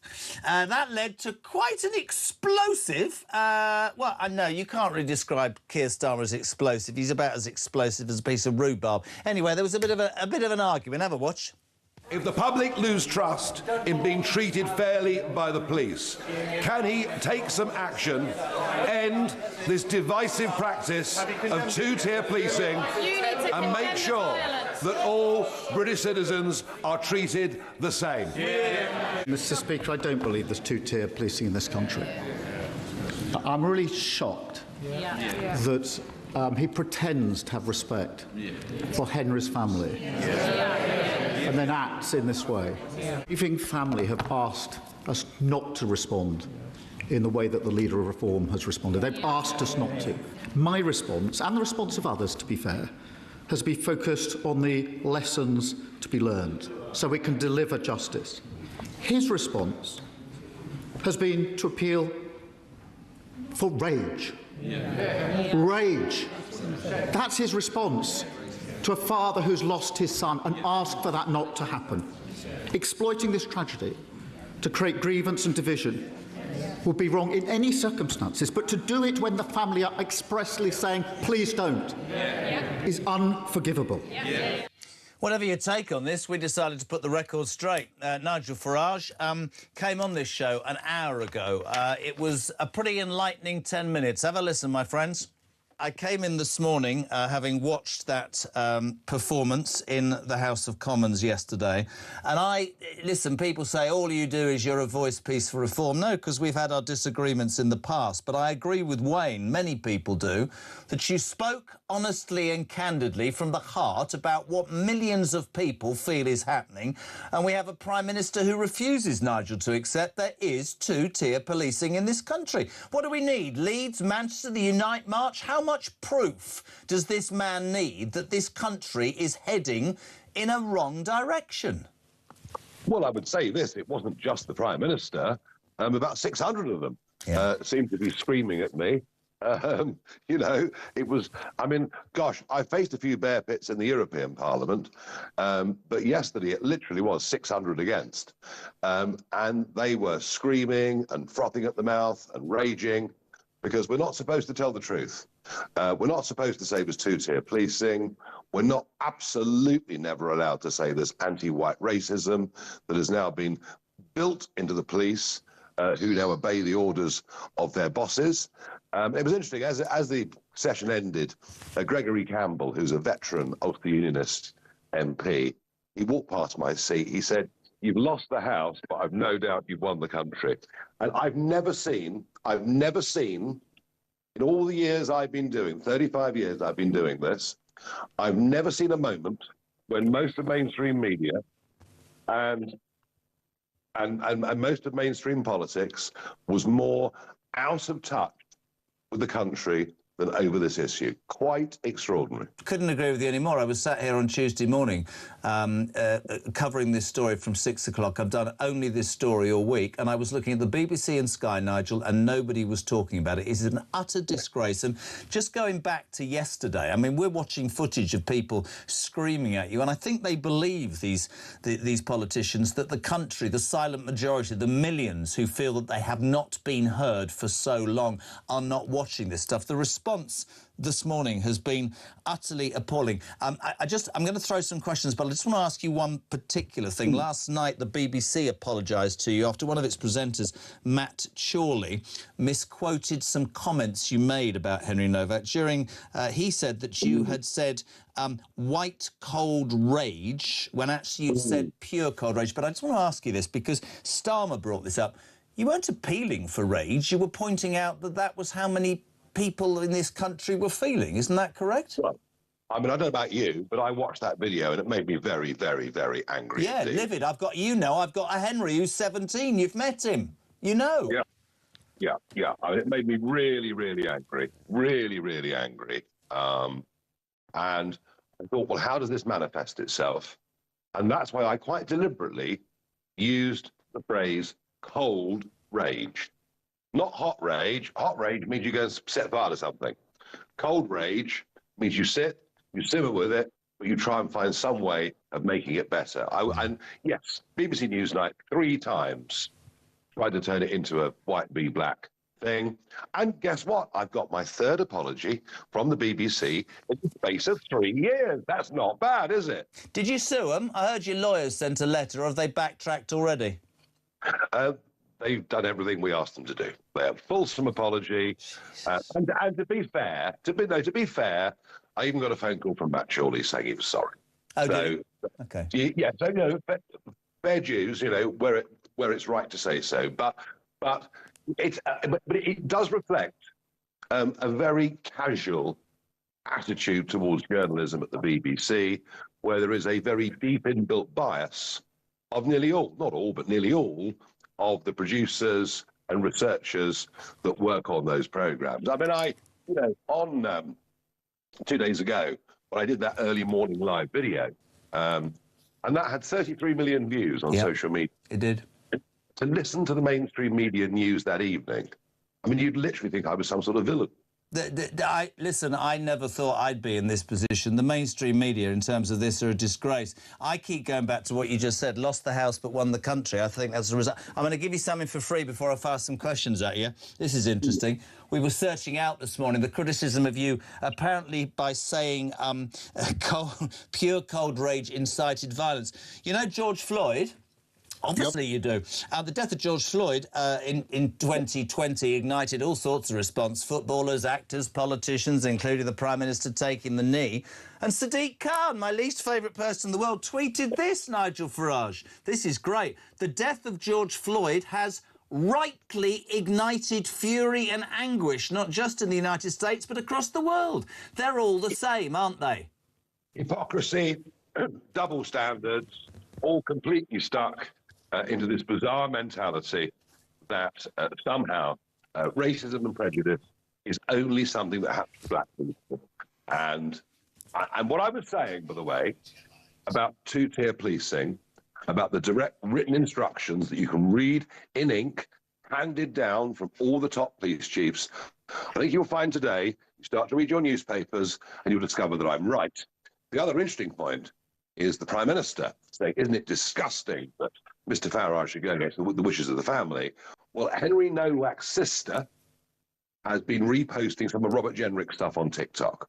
All right? So the Prime Minister is wrong at every level. 600 MPs are wrong at every level. And I promise you this, if we carry on through our policing and through our justice system with perceived or real anti-white discrimination, I am actually fearful of where we're headed. See, many people that watch this absolutely agree with you. Few questions from listeners, if you're all right. Is Starmer the hypocrite, says Mary, using the family as a shield because he doesn't want to upset his voter base? There's some truth in that, but I don't think it's the voter base that worries him as much as his own backbenchers. I think they're the ones that are the high priests and priestesses of wokery. And to them, they will never, ever admit anything like two-tier policing, two-tier justice. And by the way, I mentioned anti-white discrimination. What I should have mentioned was anti-Jewish discrimination as well. Yes, those Palestinian marches every weekend, and yet 4,000 police in riot gear sent to the Unite March. Nigel Farage, do all diversity training schemes need to be scrapped? The whole lot. The whole lot. This is where the poison starts. The poison starts. I had a lot of emails from serving and ex-police officers. One guy said, I was recently sent on a 2-hour race training course. I was told of my white privilege, of the institutional racism in the police force, taught about Black and South Asian history, and lectured for 2 hours by left-wing political activists. And another one I spoke to on the phone said, look, there's only one thing I fear as a police officer in terms of losing my job, and that is a member of the public making a complaint that I've acted in a racist way or not acted to intervene in a racist incident. If I miss a murder, if I miss a stabbing, well, that's too bad. But if I miss an accusation of racism, I will be suspended immediately. So it starts with DEI, it goes all the way through. And then what you get is positive discrimination in terms of people being promoted, within the police force, not on the basis of their ability, but on their ethnicity or their religion. And that, of course, means that necessarily you will get a lower caliber and quality of people policing. It is a disaster from start to finish. And what we've promised is if we win the next election within the first few months, we will bring in a genuine Equality Act. And a genuine Equality Act actually goes back to Martin Luther King. You know that famous I Have a Dream speech? Yeah. Where he said, I have a dream that one day my 4 children will be judged not for the colour of their skin, but for the content of their character. And in a country that has experienced huge levels of immigration, if we don't have integration, if we don't have a sense of fairness, that everyone here is here legally, is going to get treated equally, our society will split apart. And I really mean that. I've got 2 more, they're very quick. The National Police Chiefs Council, the NPCC, I mean, that document yesterday that said it does not mean treating everyone the same. Would Reform, if elected, do all it could to deal with the National Police Chiefs Council, says Dave? I think the fish rots from the head down. I feel desperately sorry for police officers on the ground being made to police in an overtly political way when neutrality has been thrown out of the window. And I think many of those people who are police chiefs should frankly not be in their jobs. And the final one was my idea. Well, it came from a listener yesterday. After George Floyd, Nigel, the House of Commons and the House of Lords held a minute's silence for George Floyd. I'm asking all politicians to go to the Speaker because I think we should hold a minute's silence for Henry Novak. Do you agree? Well, if we believe in equal treatment of people, and if we believe that people who are being held down and cuffed for the police say, I can't breathe as they die, then we absolutely have to. Mate, it's great. Thank you so much. I know you're a busy man up north, but thank you so much indeed. My viewers and listeners will be very interesting. One final question, Nigel. Would you take the knee for Henry? No, I don't take the knee for anybody. I'll stand and bow my head. Nigel Farage earlier on the show after all of the outrage that was poured at him in the House of Commons yesterday for daring to stand up and say there is 2-tier policing. Exclusive to talk there, 9:15, 0344 499 1000. Text to 87222. Loads of you. Talk the amount of bloody lessons we've learned over the past 2 decades. We should all be living in some kind of eternal nirvana. No wonder people can't stand politicians because they never do what they say they're going to do. Stalk, really? Morning, Jez. I believe the Macpherson report is actually responsible for 2-tier policing. The police have gone too far to appease a minority. Because of that report, there is no balance. And I think, Stalk, you could say that about many of our institutions. John's in Nottingham. Thank you for holding cowardly and treacherous politicians to account. Whilst I have every sympathy for the family of Henry Novak, they don't have a right to control wider debate about 2-tier justice. Our politicians and media have spectacularly let us down. Keep up the great work. I don't think the family were saying don't. I think they were saying they were appalled by the failures. And I think politicians... Seriously, I know people will disagree with this. I think politicians' job is to deal with what people are feeling and what they're worried about. And this is central. Jez says Russell Dixon. Now then, Toby Perkins, this is the Labour MP from Chesterfield who was on there, has just shown he's blind following of the party line. He doesn't know if there are overcorrection of stuff. He can expect to be obliterated in the next election for his seat, completely out of touch with the electorate, especially in the old red wall seats. Hello to Roger in Colchester. Just seen Toby Perkins, Labour MP, signing off by saying he has full confidence in Keir Starmer to carry the manifesto he was elected on. Interesting, says Roger in Chichester, because the manifesto, or what he's doing, bears no bloody resemblance in my mind to what he's been carrying out for the last 2 years. And finally, for now, Rob's in Burnley. Morning, lad. I agree with these ministers, MPs and police chiefs. The claims of 2-tier policing are ridiculous. There's no evidence to suggest this. Wow. Rob in Burnley says there's no evidence to suggest 2-tier policing. All opinions welcome. 0344 499 1000. Lillian, good morning. Morning, Jeremy. I'm absolutely fuming over this child's murder. Whose son or grandson or child is going to be next? There's no apologies, no promises of putting anything right, changing their policies, and you've got that Shamood coming out yesterday and saying that what happened at the protest in Southampton is unacceptable. I'll tell you what's unacceptable. The murder of our kids on our streets, on British soil. Let's go to Mike Neville, retired Scotland Yard Detective Chief Inspector. Mikey, good afternoon. Good morning, sir. How are you? Well, I'm very well, thank you. You listened to Nigel Farage there. I'm sure you saw that the outrage yesterday because he dared to suggest there is two-tier policing. I would love to hear what you think. I'd just throw at you Leeds, Manchester, the Unite March, 4,000 police in riot gear, and yet the Palestinian marches happened every week. People can call for the death and destruction of the Israeli state and the Jewish people, and no bugger does anything. So balance is there, man. Well, Jeremy, what I always say to people, if they don't believe there's two-tier policing, then they can join me on an exciting social experiment, because we'll go to the Notting Hill Carnival and we'll see how much cannabis we can smoke in front of the police without any action being taken. We'll abuse the police, and then we'll dance with the female officer to the point of sexual assault. And I'm gambling. My theory is that nothing will happen. And then we're going to go to Millwall Football Club the next week and practice the same things and see what happens to us then. So if anybody doesn't believe there is two-tier policing, then please come with me on the experiment. And you can see I did an article for the Sun today where I exposed things that actually happened to me personally, where I used to publish details of criminals. I was in charge of the unit that published the images captured on CCTV to say, can you identify them? And I would simply choose for the front cover the best image and the worst crime. And after 6 months, I got a phone call saying, you must put more white people on the front cover. This is how ridiculous the police has become.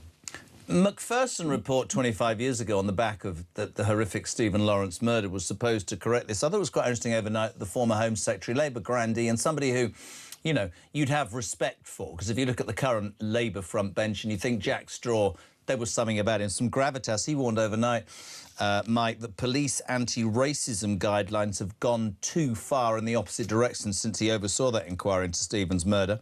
He says there's been an overcorrection by the police. When you watch that footage, buddy, and there isn't a father, mother in the land that I mean, I've got a kid, 17 3/4, called Henry. I can't even. Everybody knows that, right? I sat here on Monday and Tuesday. I mean, I'd be in prison. I don't even understand the brilliance of that family. But to look at those police officers, Blexley was on Tuesday. I've never seen him so apoplectic, and I'd love your take on what he said. He said, you know, are we blaming officers who are hamstrung by a fear that they'll be called racist? To a degree, my opinion, sheer bloody incompetence is also relevant here. You've got a kid, I can hear his life ebbing away from him. You can see. Being stabbed, I don't think you have, mate. I mean, just the most appalling example of appalling policing. And you know, Alexis, what's that Alexis bloke called? What's his name? The one in Hampshire? Because I've got Boone written down. Boone it is, the chief constable. It took him 4 days to come out, and he says there's not two-tier policing. It's unbelievable, man. It is unbelievable. It's totally shocking. Jeremy, I dealt with some of the most violent criminals, you know. I don't mean, I must have taken out my handcuffs a handful of times, but you handcuff people when they're a threat. You handcuff people when they're running away. You do not handcuff a man who's badly injured, lying on the floor, almost unconscious. It's truly, truly shocking. But we can look at those junior officers there and be truly shocked. These are officers who've been brainwashed, and it's not just them. We cannot just take it out on those junior officers. There's so many young officers trying their best on the street right now heads have been filled so they don't stop and search people, they don't find knives, they don't find drugs, they don't find weapons because they've been brainwashed into being frightened of racism. It comes from the top, and I only offer my services to help reform, get British policing back to where it was. British policing used to be seen as the best in the world. And can you imagine, even 20 years ago, a crowd of ordinary folk standing in Southampton and shouting, shame on you at the police? No. It's incredible. What has gone so badly wrong? And as Nigel Farage said, it's the utter disconnect. You see those MPs with their sad faces, frothing at the mouth because he's asked some difficult questions, and they are totally they've lost the country completely. Did you hear what the aged MP said to Farage as he left the chamber? Yeah, absolutely right. Tapped him on the shoulder and said, "Oh dear boy, you've lost the House, but you've probably won the country." This isn't a pro. Look, I'm just saying this. It could be Ed Davey, it could be Dave Polanski, it could be, help me out, it could be Andy Burnham. Surely not Zip. Politics surely has to be about understanding where the pulse of the nation is and talking about. You see, the biggest criticism of Nigel Farage from the opposition is, well, he's just highlighted. He hasn't given any answers. We've had years and years and years of not just the Labour Party, but the Tory Party. DEI has been alive and well in this country long before Keir Starmer came to power. And I guess the popularity of politicians like, I mean, I'll say it, Farage and Polanski, to be fair, they won that election. I'm being straight. I don't have to agree with it. Is because it's not the usual tripe that's been proven to never, ever succeed. And when you see the establishment, be it certain media outlets, be it, the parties, closing ranks, unable to criticise, you know they're in trouble. All those MPs, by the way, frothing at the mouth with their outrage, they won't be. Look at them, those three in the back. Look at them. Then look at him on the right, incited by you, by bringing it up. He's not going to be re-elected. Not in a million years. Jeremy, what they're saying to the public is keep your mouth shut. Yeah. I always refer back to Douglas Murray. He always the crime of noticing. You've noticed something, but you best. So they make everybody frightened of being racist. This has been a plan for decades. Make everybody frightened that what they might say is racist, and people generally will keep their mouth shut. So it's wonderful. We've got the likes of Talk where we can bring this up, and you've got Starmer in his zippy voice telling us to keep quiet and to or there'll be a report in 3 months, and there's always kick it down the bloody road because you can't deal with it. Lessons will be learned. It's truly, truly shocking to see that. And as I say, that crowd shouting "shame on you" to British police officers, those officers who just a couple of decades ago would have been seen as champions of the community. I was proud, Jeremy, to be a Scotland Yard detective. What an accolade. You know, there's TV shows made about it. All across the world, people are proud of that. And I always go back to, there was a story of a little Jewish girl who came to this country on the Kinder Transport in 1938, and she said the first thing she remembered about England, she got off the boat, the policeman smiled. That was the difference between the wicked authoritarian regime in Nazi Germany and the British police. That human touch. Yeah. And that human touch has been replaced by a robotic, DEI, process-driven, awful structure where officers... And if you go to one of those courses, Jeremy, and you say... I've been there. I don't agree with this. I believe, like the Bible says, judge by the heart and not the outward appearance, the same sort of sentiments as Martin Luther King. If you say that, they'll write your name down, you'll be reported, and like some Soviet-style system, you'll then be held to account. I know a friend in the probation service, exactly the same. He had the same, called into an office, or you were challenging the DEI programme. It's an utter brainwashing scheme, and it's damaged the trust and confidence in our police. And that means that those young officers who are out on the street right now who are going to face knives and guns today, the public are not on their side. And when I remember getting in a big fight, Jeremy, they tried to grab hold of me, they tried to get hold of my radio, these drug dealers, and 6 Irish guys ran out the pub with hammers, and they never said about me again, because I had trust and confidence with my local community and the police. And you can see these scenes here. Should not. But you see that, you see those scenes there, right? And by the way, just very quickly, trust in your local community comes from putting officers, men and women, on the streets and gathering intel, because that's how you deal with criminals. The footage there, do not in any way condone any of that. The mindless thugs that always get involved, it's like rent a mob for bleeding, just stop oil and the rest of it. But we showed footage yesterday, Mike, of thousands of people in Southampton chanting peacefully and there lighting candles. These are the far-right thugs. They turn up everywhere. I'm saying the Lord's Prayer, Jeremy. I'm saying the Lord's Prayer twice. That's how sort of ridiculous, the irony of the whole thing. Yes, I absolutely condemn thugs who throw rocks and things like this. Is absolutely unacceptable. But what it is, it's symptomatic of where we've come from, this sort of sectarian politics. Mikey, I'm going to have to go, mate. Completely agree with you, and genuinely lovely to have you on. Always delighted to do so. We thank him enormously. Great article in The Sun today. Mike Neville, former Scotland Yard Detective Chief Inspector 928. Layla Cunningham, the lady who wants to be the Mayor of London. She'll have loads to say. She'll take your calls. If you want to ask Layla Cunningham something, right now you've got half an hour to do it. 0344 499 1000. You can call her, you can voice note her, you can text 87222. We're back in 3.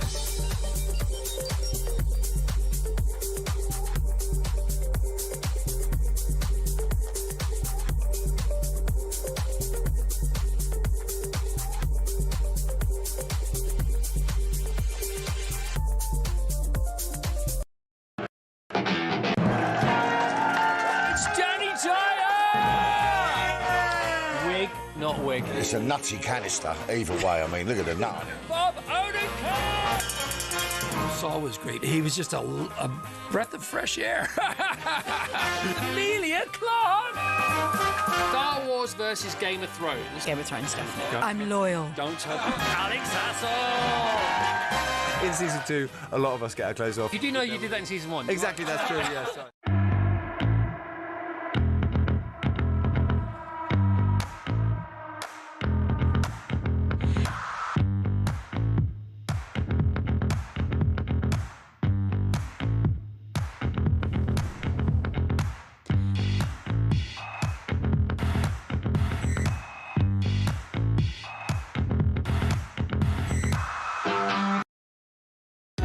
Across the UK, on DAB+, on your smart speaker, on your smart TV, and on your side. This is Talk.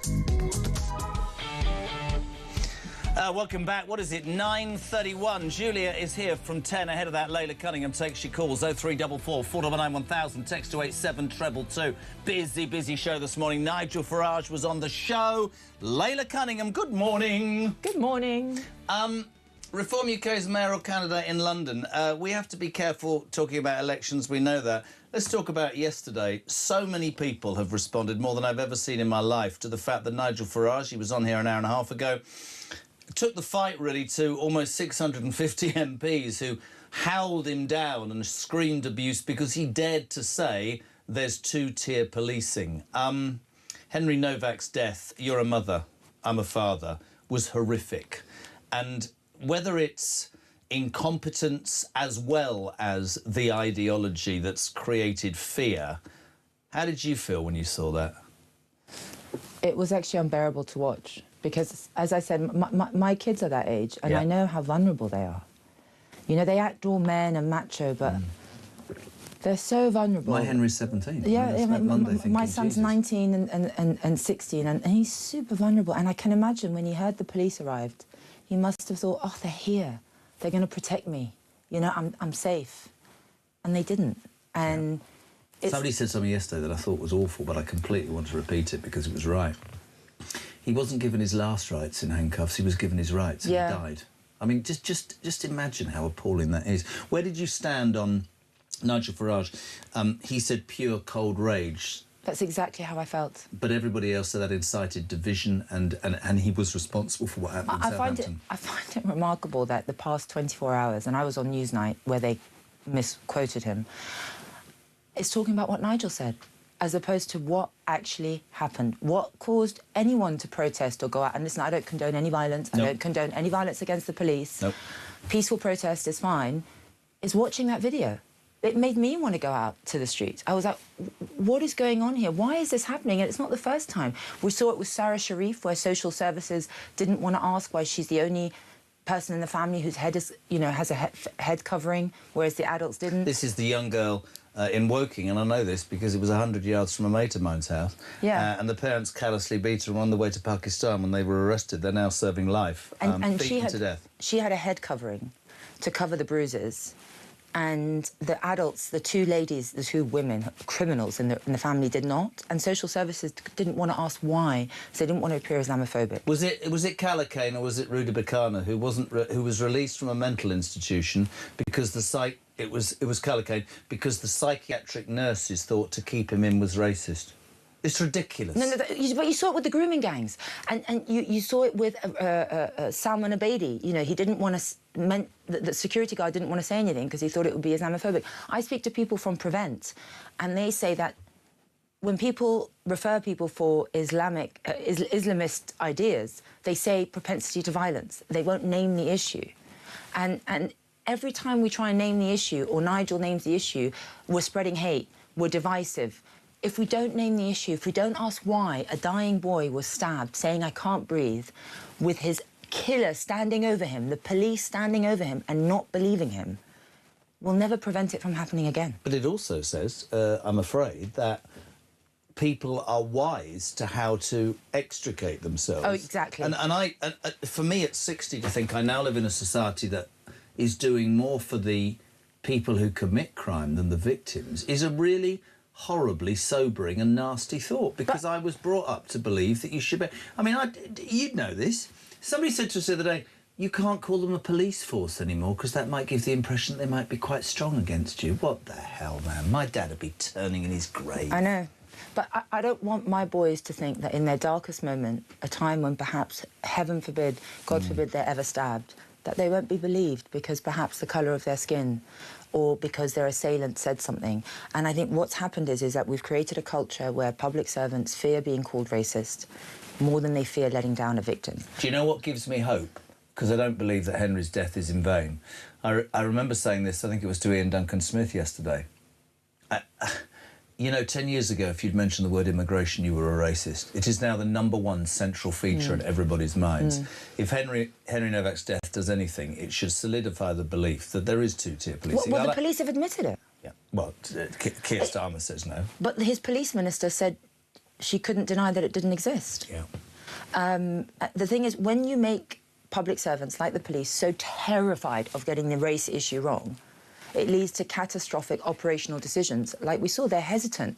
And policing, they need confidence to act in the right manner. I spoke to someone who's been in the Met for 25 years, and he told me that if there is a mob of white people, they will use the force necessary to contain that mob. If there is a mob of ethnic minorities, they will not use adequate force, because if they get any accusation of racism, they will get thrown under the bus. By whom? By the leaders. It's the very fabric. Like, I had real respect for the Sikh community in all of this. There was a gentleman from the Sikh community who went amongst those protesters and shook hands. A leader, a religious leader of the Sikh community, came out yesterday and apologised. I haven't seen this from Muslim leaders after some of the atrocities that we've witnessed. It's not the easiest first question, but you know what it's like on this show, you have to be honest. 87222 if you want to ask Layla a question, 0344 499 1000.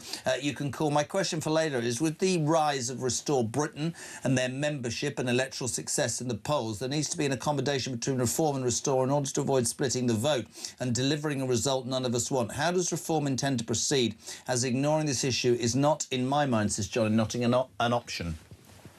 Listen, I'm focused on London, and not one person's mentioned Restore to Me on London. I've campaigned up and down the city. We have thousands of councillors. We are a party that's ready for government. We are a party that's polling, you know, 200 in the polls.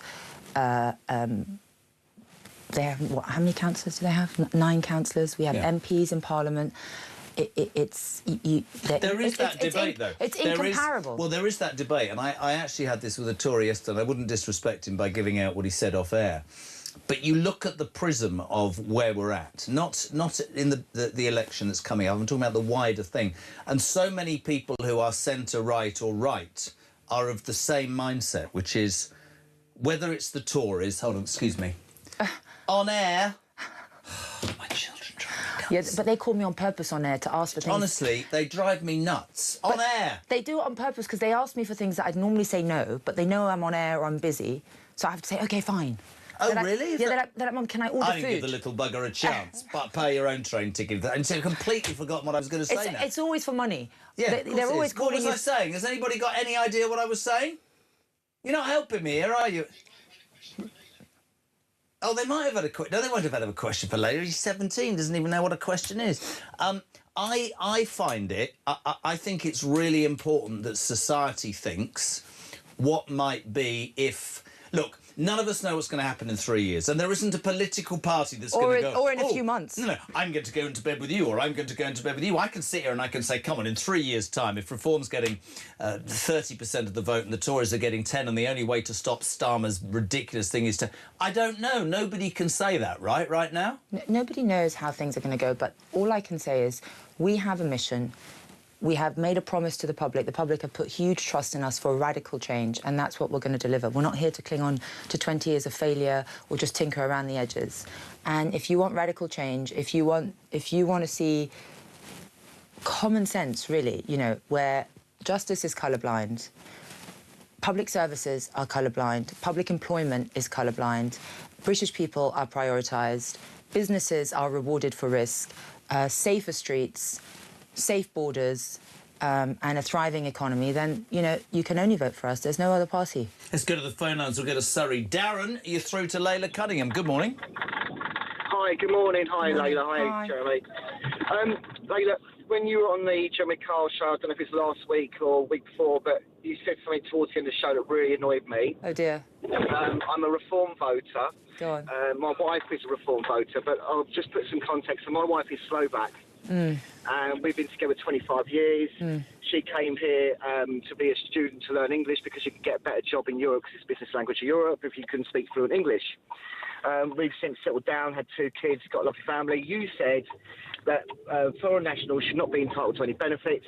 My first thought is thinking, my gosh, if anything happened to me and she needs some help, what would she do? She's been a taxpayer. She's never taken any benefits. She's worked all the time she's been here. She's contributed heavily to this country, and you're saying that she's not entitled to anything if she was in trouble. That's what you said. No, listen, your wife she's has... a Reform voter as well, by the way. Of course, and she sounds like the type of immigrants we want, but... Can I ask you a question? Why is she not British? She could be British, and all we ask... She's not going to pay the £2,000. Why should she? They give it out to everyone else for free who comes here with nothing to contribute. But she's not. She's a proud Slovak. She doesn't feel she needs to be. She doesn't feel she needs to be paying that. Can I jump in and offer my 2 pennyworth? Because maybe I'm missing the point. Because I think there's a sort of grey area here, isn't there? Is it not true to say that if you are in this country from abroad and you are paying tax, she's had children, she's been here 25 years, that is completely and utterly different to somebody who comes here, refuses to learn the language, doesn't pay tax and sits on their arse on benefits. But the fear in him is a relevant fear, which is, if... Sorry, Darren, it's terrible. If I die... How's this woman who's been here 25 years? Is the only way she's going to get help by becoming British? Or would you look at that and go, no, she's done a bit, for Christ's sake. She deserves help. There's always edge cases, but the fundamental principle is welfare for British people, social housing for British people. My husband's you know, he's in the same position, and he recognises that he has to become British, and we understand it's a cost, but being British is a privilege. And we just ask that people who want to rely on the British taxpayer make a commitment to the country. If they're eligible to become British, that's what they do. It's, you know, it's how most countries function, by the way. Darren? No, but hold on a second. There's people getting British passports and not having to pay the money. I think what happens here, Layla, let me be quite frank. Please. Right? So what happens is the people who are honest and work and contribute, they get the least. And the people that come here and we have to, we got to help them, we got to do this, they get the most.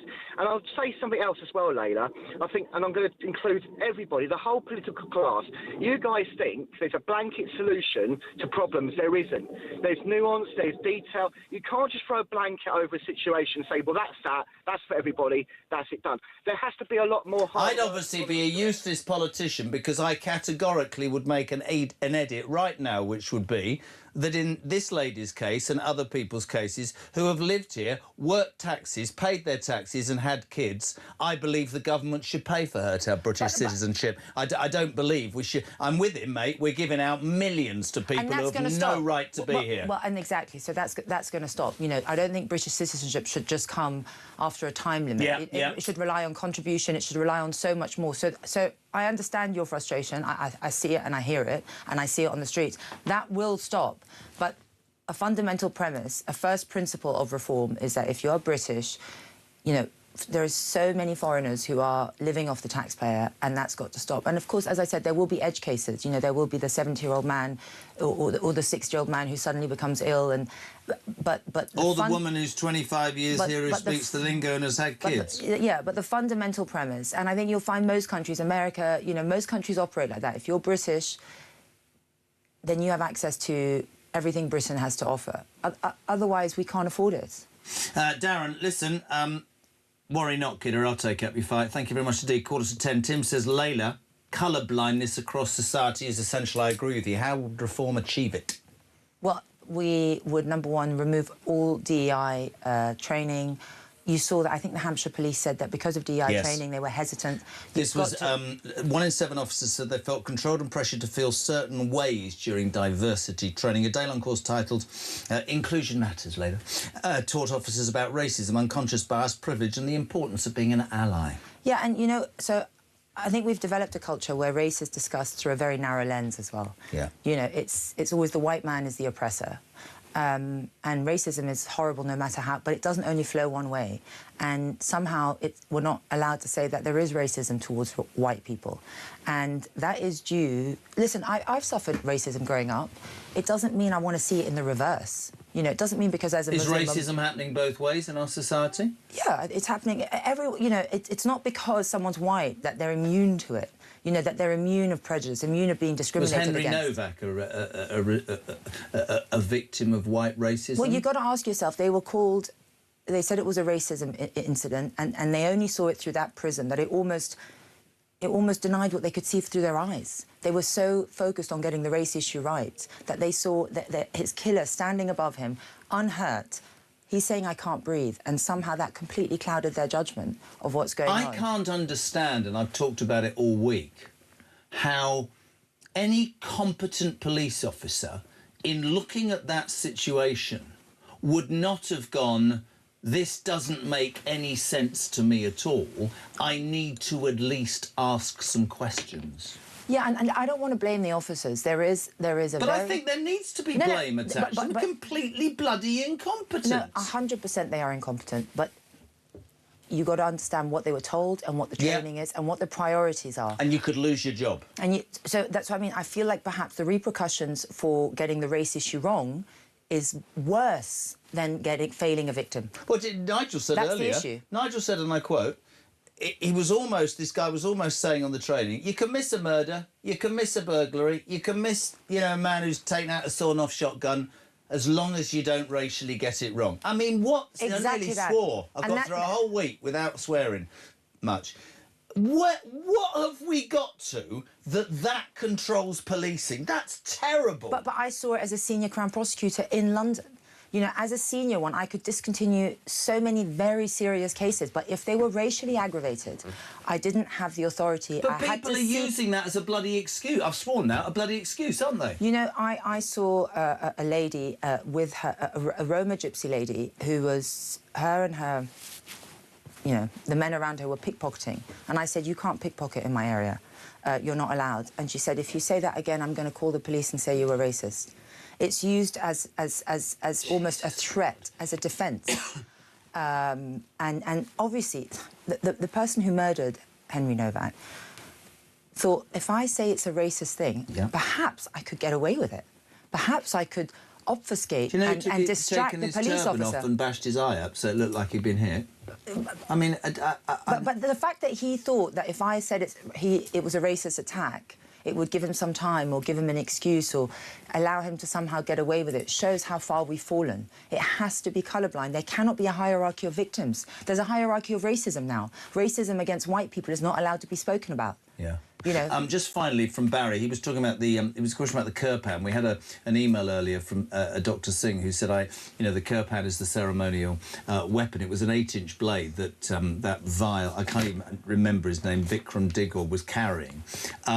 Yesterday, Zia came on, was talking about within the first 100 days there will be an act that basically bans that and, gives police powers and gets rid of the DEI lectures and all of that. You'll be solidly behind that in London. 100%. You know, one of the premises of Britain is equality under the law. There are no exceptions for religion. No. There are no exceptions. That can be used as a lethal weapon, and why should they be allowed to carry it? And people say, oh, it's an attack on Sikhs.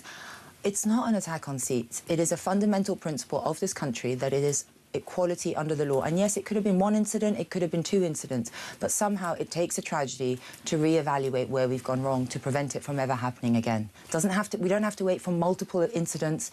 One is enough for us to realise perhaps we got this wrong and now it has to change. Just very quickly, 30 seconds. Will this be the moment, Henry Novak's death, do you hope? I hope so. I hope that we go back to a society where a situation is judged by conduct and what's before their eyes as opposed to the prism of race or identity. Lely Cunningham, Reforms UK mayoral candidate in London. Thank you so much indeed for coming in. Shane, good morning. Morning, Jez. Shane in Bournemouth. I've been trying to keep quiet about this Henry Novak thing as much as I can, but I've hit breaking point now listening to your show this morning and stuff. My biggest thing here is we entrust our trust in the police, and without sounding like these common criminals that always say, oh, we pay your wages and stuff, they're quite right when they say that. We do pay their wages, so we're paying them to protect us. We're paying them for them to serve us. What service did Henry Novak get? If that's what my wages, my taxes are paying for, then I'm going to stop paying taxes, mate, because I'm not paying wages to police who are just going to watch a man dying on the floor and then snigger to themselves, I don't think so, mate. I'm sorry, it's disgusting.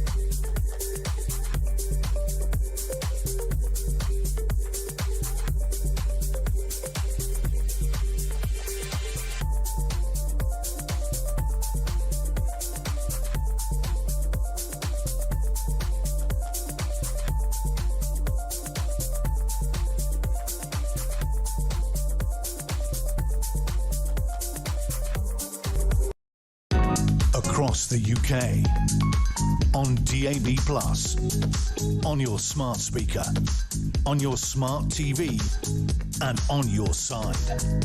This is Talk. Welcome back, 8 minutes to 10. Julia Hartley-Brewer is here.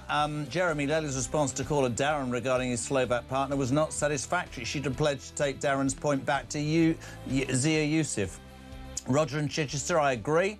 We don't always get it right the whole time. I'll take it to Yusuf. Don't worry. Sonia, Lely, you are off. I've never heard such rubbish. You have to change your citizenship to British to get benefits. Sorry, that is not acceptable. Perhaps people like their nationality and do not want to renounce it. I do think there needs to be a grey area which says, for me, it's all about earning money, behaving in the right way, paying your taxes, not just coming here because we're we just give it out. Right, we've got a bit of... Let's do some sport. Push the button, Big M. 90 minutes in 90 seconds.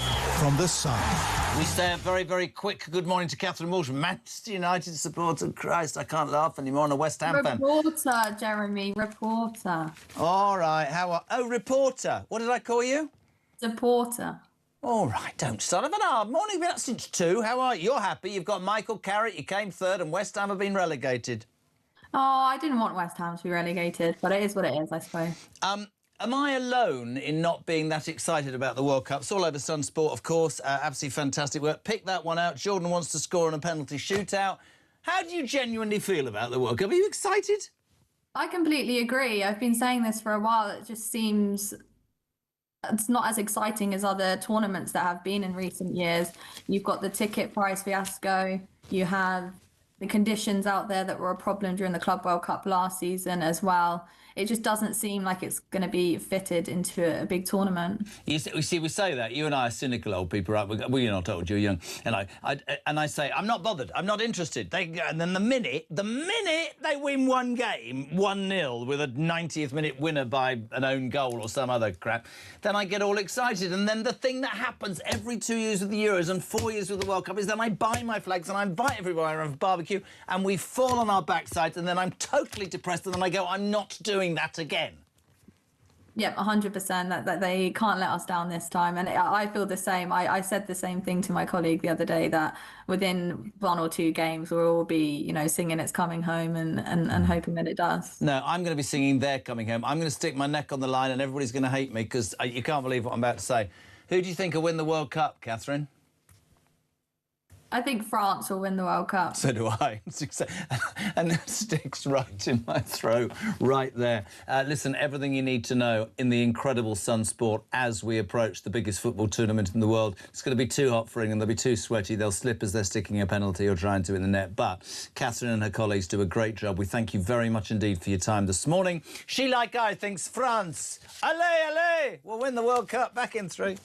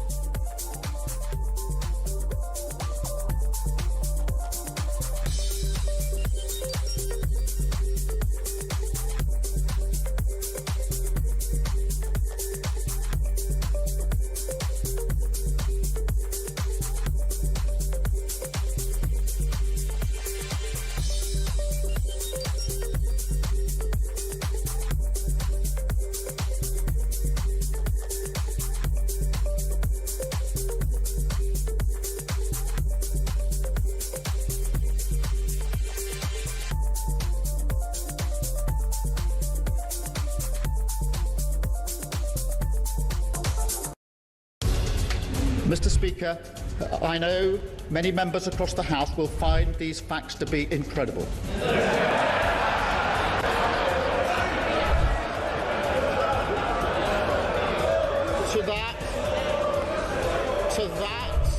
To that, I can only say they are right.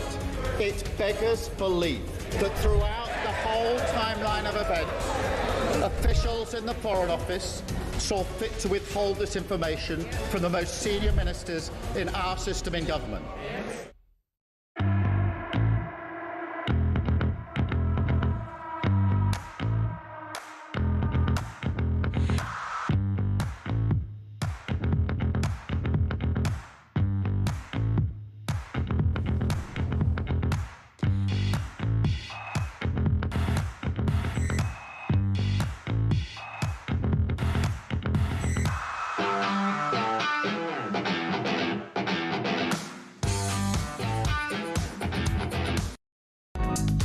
across the UK. On DAB+, on your smart speaker, on your smart TV, and on your side. This is Talk. Welcome back. You know what? Talk, the home of common sense, has got it all. We had Nigel Farage, and the First Lady of Talk has got Kemi Badenoch We've on got the show. Kemi Badenoch, yeah, coming on at midday. Yeah, her only interview today. Yeah, I mean, it's just extraordinary. This Henry Novak case is not going away. And mainly, I think, because when politicians say, can everyone not really talk about it in the way you want to talk about it, including telling Nigel Farage what he can and can't say, either in an interview or a video or in the House of Commons, that's when it makes me go, yeah, you know what, we're going to talk about it, how we bloody well feel like we're going to talk about it. He acknowledged this morning, really annoys I don't me. want to talk about the other place, but he said that Talk was one of the very, very, very, very few media outlets that were doing this as early as Tuesday morning, long before everybody else. And for me, you might think differently. I think the very essence of a politician is to talk about the things that are the pulse of the United Kingdom. Whenever all the politicians, I've been around a long time, whenever all the politicians on all sides of the House are all agreeing on something,